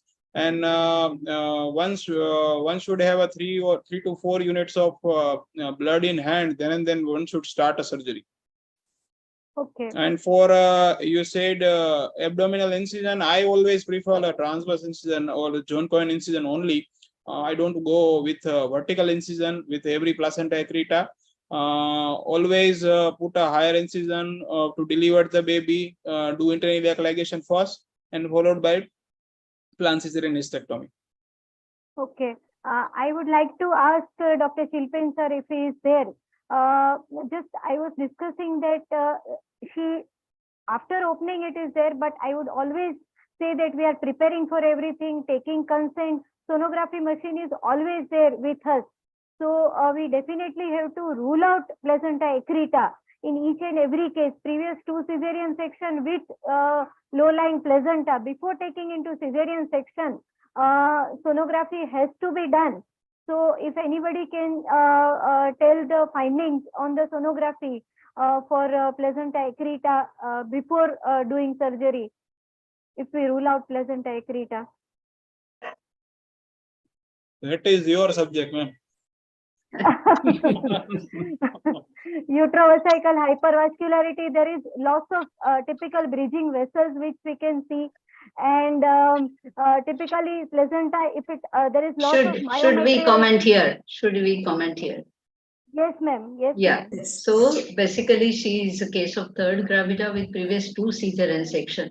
So naturally, she's a very high risk for the morbidly adherent placenta. So whenever we are going for the target scan, that is a proper time. Even at 11 to 13 weeks, you can make out that the placenta is low-lying and you have absent retroplacental sonolucent zone. So if the RP lake is absent, you have the lamines passing, the myometrial interface is absent. Maybe even sometimes you can have hypervascularity of the myometrium, and there are vessels which are traversing across the myometrium to the bladder peritoneum, or maybe actually the bladder. So maybe accreta, increta, and even the percreta can be diagnosed antenatally in advance at the time of target scan. That's what we can actually label and keep the patient and the relatives informed that you are, it is a hanging sword, and you have to be really take care of this patient throughout the 9 months. And whenever, if at all she goes to near term, maybe she can have bleeding in between. But if at all she is lucky enough to reach the salvageability, this LSCS cesarean section has to be a planned cesarean section and should not be it should not be an emergency one. The patient and relatives have to be informed about the blood and blood products which will be needed for her. They have to be explained about the possible complications intraoperatively and postoperatively she is likely to go into, and the consent has to be an informed consent for elective obstetric hysterectomy and not as an emergency obstetric hysterectomy. If it is only a patchy adherent, morbidly adherent placenta, then maybe, and if she is a primary, for this case, it doesn't hold true. If she is a primary and then you have a patchy adherence, then you can go for myometrial resection and the various, selective devascularization, stepwise devascularization, the triple P procedure. But here for this case, it should be elective obstetric hysterectomy. So senior most obstetricians, senior anesthetists, the NICU, blood bank, and of course the neurosurgeon or maybe an oncosurgeon and the interventional radiologist, all these people should be available as a team, and it should be managed by a tertiary care center with a multidisciplinary team. I would like to have comments from Dr. Praveen Kanani sir also. Yes, especially this type of case, elective is a must. But situation is there, so many times are there from the periphery, the consultant are asking these things like that, we have opened everything and you have said that the previous cesarean and with placenta, accreta or paraccreta, what I can do for these patients. For as an emergency, try to deliver as far as the early by putting above incision and deliver the baby. And for this remote area, you can do the simple closure and not keep the placenta in a situ and refer the patient. This is only why suppose someone has diagnosed that this is a case of accreta, just before even before putting incision and delivering baby, one can close and refer. Yes. Just close and refer the patient to tertiary care center. Once they have opened, it will start profusely bleeding. Yes. So I think better to refer even without delivering the baby. Yes, that will save the patient's life and the uterus maybe as well. Fetus is important, but mother is more important for us. So definitely facilities are, This is only the things are sometimes already deliver the baby, and then the consultant said, "What can I do?" That is the only one way. It's not to refer. This is only to give a technical answer to the consultant. Praveen sir, Rather you than are the right. referring. Praveen sir, Referring you is are a right. very easy, Once and to manage the patient is a very something. Many times After after opening the abdomen or uterine cavity, you find there is placenta accreta. There is no USG done before. In that cases, you can deliver the baby and then refer. Yes. Otherwise, it is better to refer. I too agree with you. But once it is diagnosed already, then you have to Diagnosis is a refer different thing, before. madam. So you can do elective, but this is a situation scenario in a peripheral practice. Peripheral, yeah. Consultant are doing open the abdomen and then call the you go. How can you manage this patient?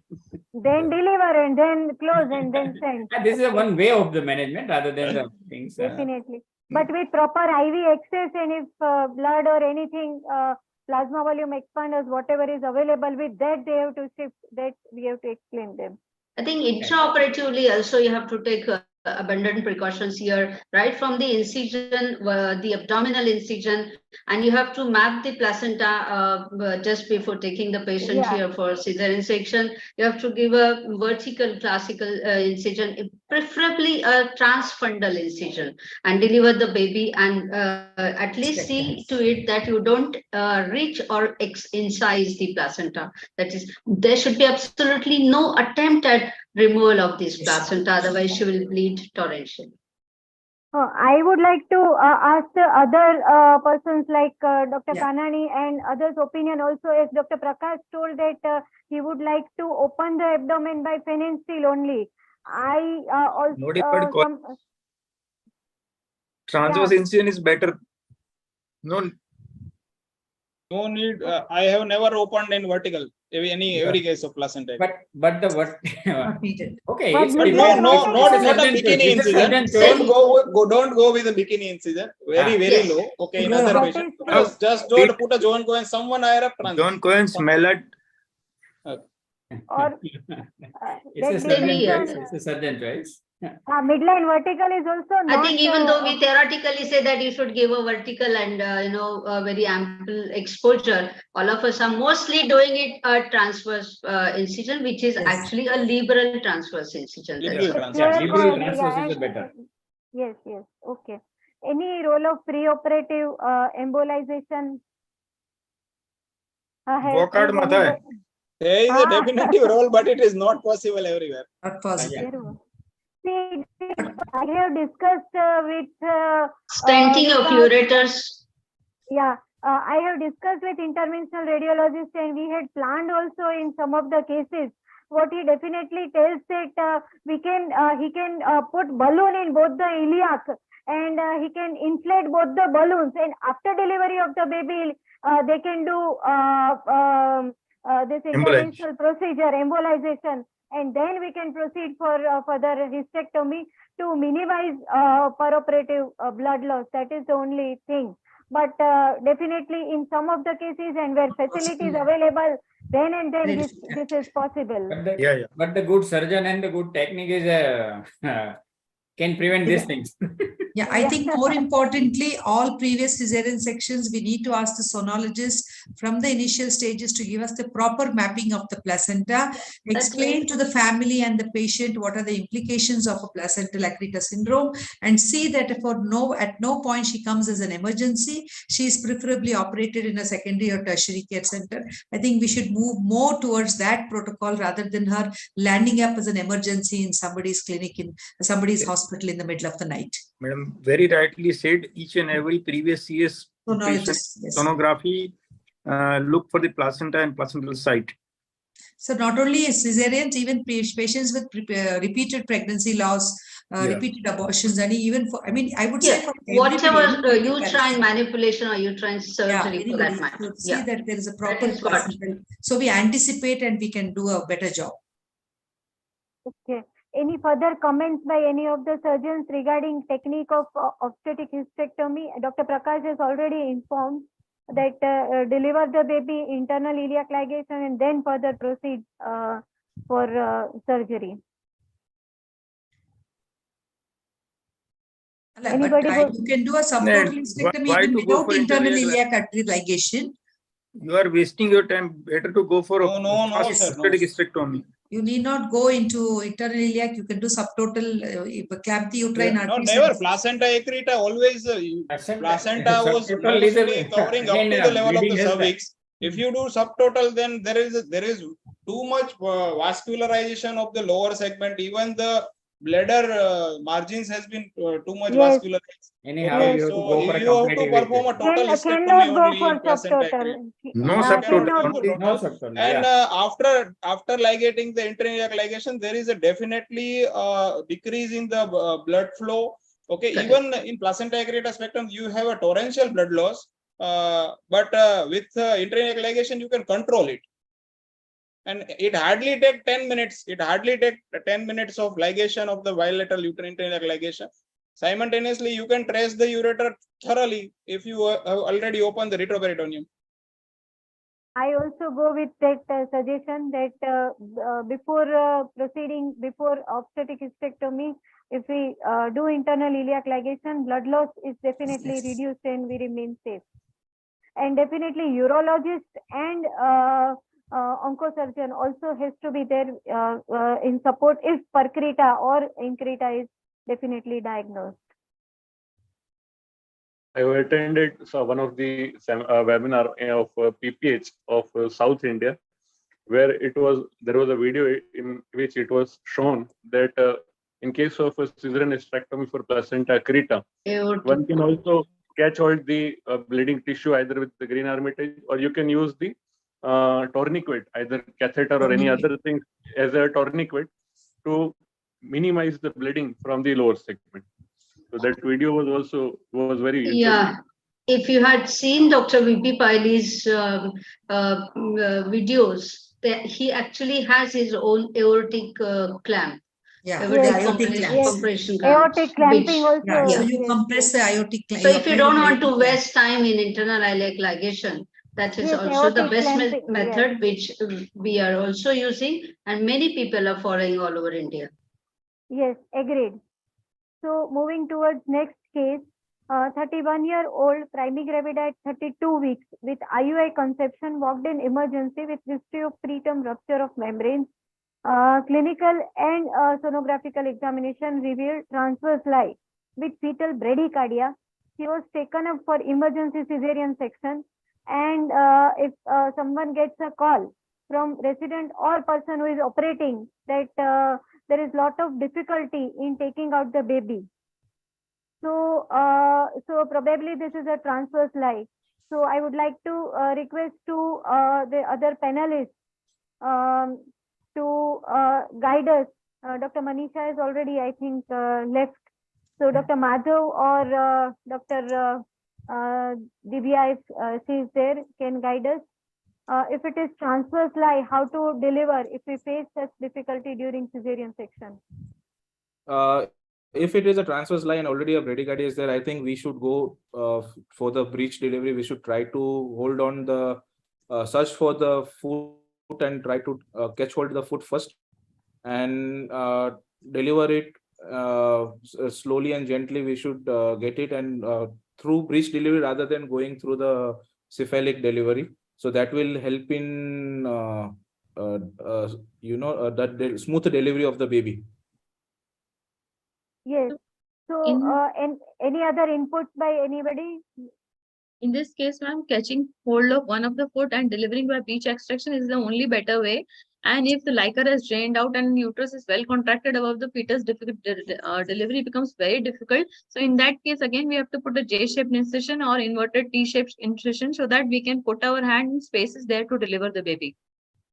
In some cases where back is anterior, you can go for enteral podalic version also. Yes, definitely. So finally, if the time permits, we have to see whether it is dorso-superior or dorso-inferior. So dorso-superior means back of transverse lie may be delivered as footling breech through the low transverse incision in a well-developed lower uterine segment.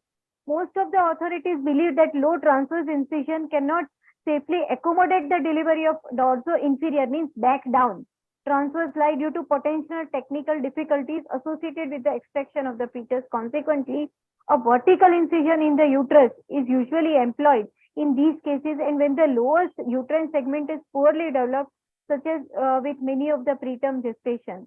So if time permits, sonography machine definitely is there. We can put a probe while anesthetist is inducing the patient. We can see that where the spine is situated, and according to that we can plan the delivery. So finally, Jigna ma'am is again and again doing ultrasound in labor. I request her to please fill the F form. Otherwise, if something goes wrong, we definitely will fill F form. All the Jigna madam to do the sonography. We have no time to do sonography. Okay.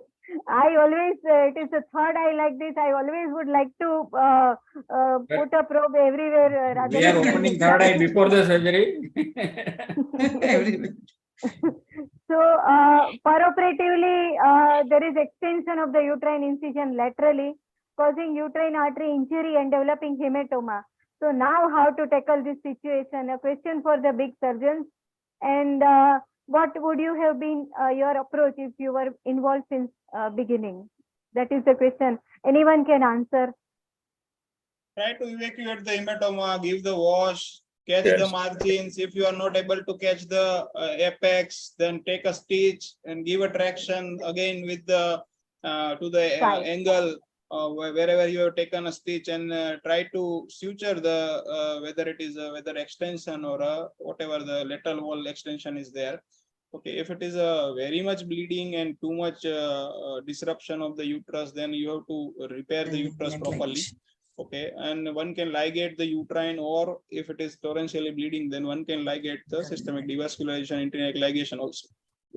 Yes, definitely. Serious hemorrhage from uterine incision is generally caused by lateral extension of the incision. Bleeding of incision is controlled by suture, as he told, but usually this generally requires exteriorization of the uterus, and with gentle traction and adequate visualization of the lateral areas of uterus above and below the edges of incision. But I would definitely say that practical tip is that usually keep the bladder fold down, so that we can do it everything safely before we take sutures over the hematoma, or we take stitches over the uterine. That is what I suggest. Next.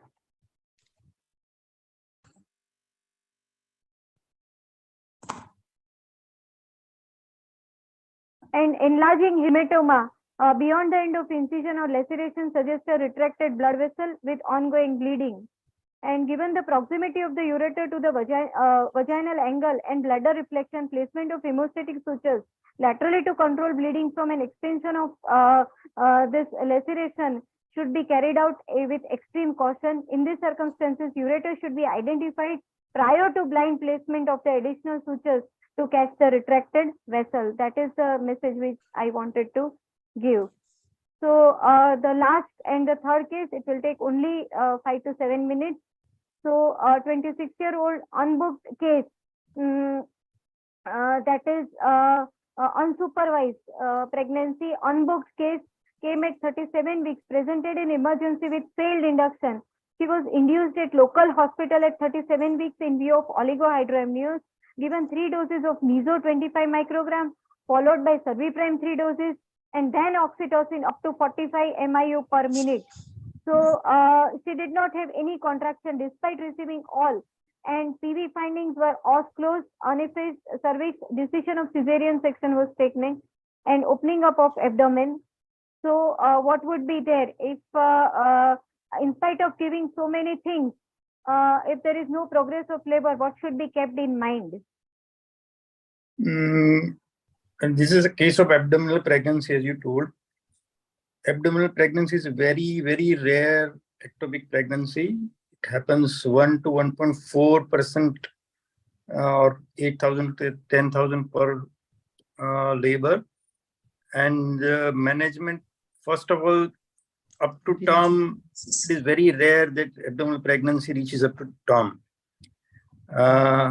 Anyhow, if it has gone up to term, you have to, there are chances of fetal anomalies, and most importantly, maternal morbidity, mortality is kept in mind. You can deliver the baby by laparotomy. The cesarean section word cannot be used. Followed by the most important portion is placental site and whether to remove placenta or not. Because there may be torrential bleeding while removing placenta, as the vascularity there is no, rather post removal of placenta, there is no contractibility and bleeding may happen. So it is better to leave placenta or manage in ICU with the help of rather embolization or some rather like that surgical maneuver to stop the bleeding. Yes. Yes, that's what I said. If there is, in spite of giving this many things, two things should be kept in mind. Either it is rupture uterus or it is abdominal pregnancy. But usually with rupture uterus, patient is having hypotension, shock, and everything. So, but this patient is stable, so we may keep possibility of this abdominal pregnancy. That's what I suggest. And another input which I would like to say that usually if we find that such thing is there, as in other case also, Dr. Kanani told that if this thing happens in periphery, if possible, deliver baby. Then if facilities are not there, then again close the abdomen, then refer the patient. And if we close the with hemostasis. And another thing is MR angio, or if baby is delivered, CT angio would guide that wherever all the vessels are going. And then if it is only restricted up to omentum, that part of omentum or omentectomy can be done. But if it is vascularity so much with the other vessels also, then embolization of the vessels has to be done, and then further things can be done. That is what the suggestion is there. If any of the surgeons can or any experts can have their comments. No comments. Okay, yes, because very unusual situation. Very, very unusual. Yeah, still things has to be kept in mind. Some of the people may have come across the case. Yes, Dr. Prakash. I like to share one unusual case. When I was a third year, Bhavik was my second year, and we have received a case from periphery during my residency.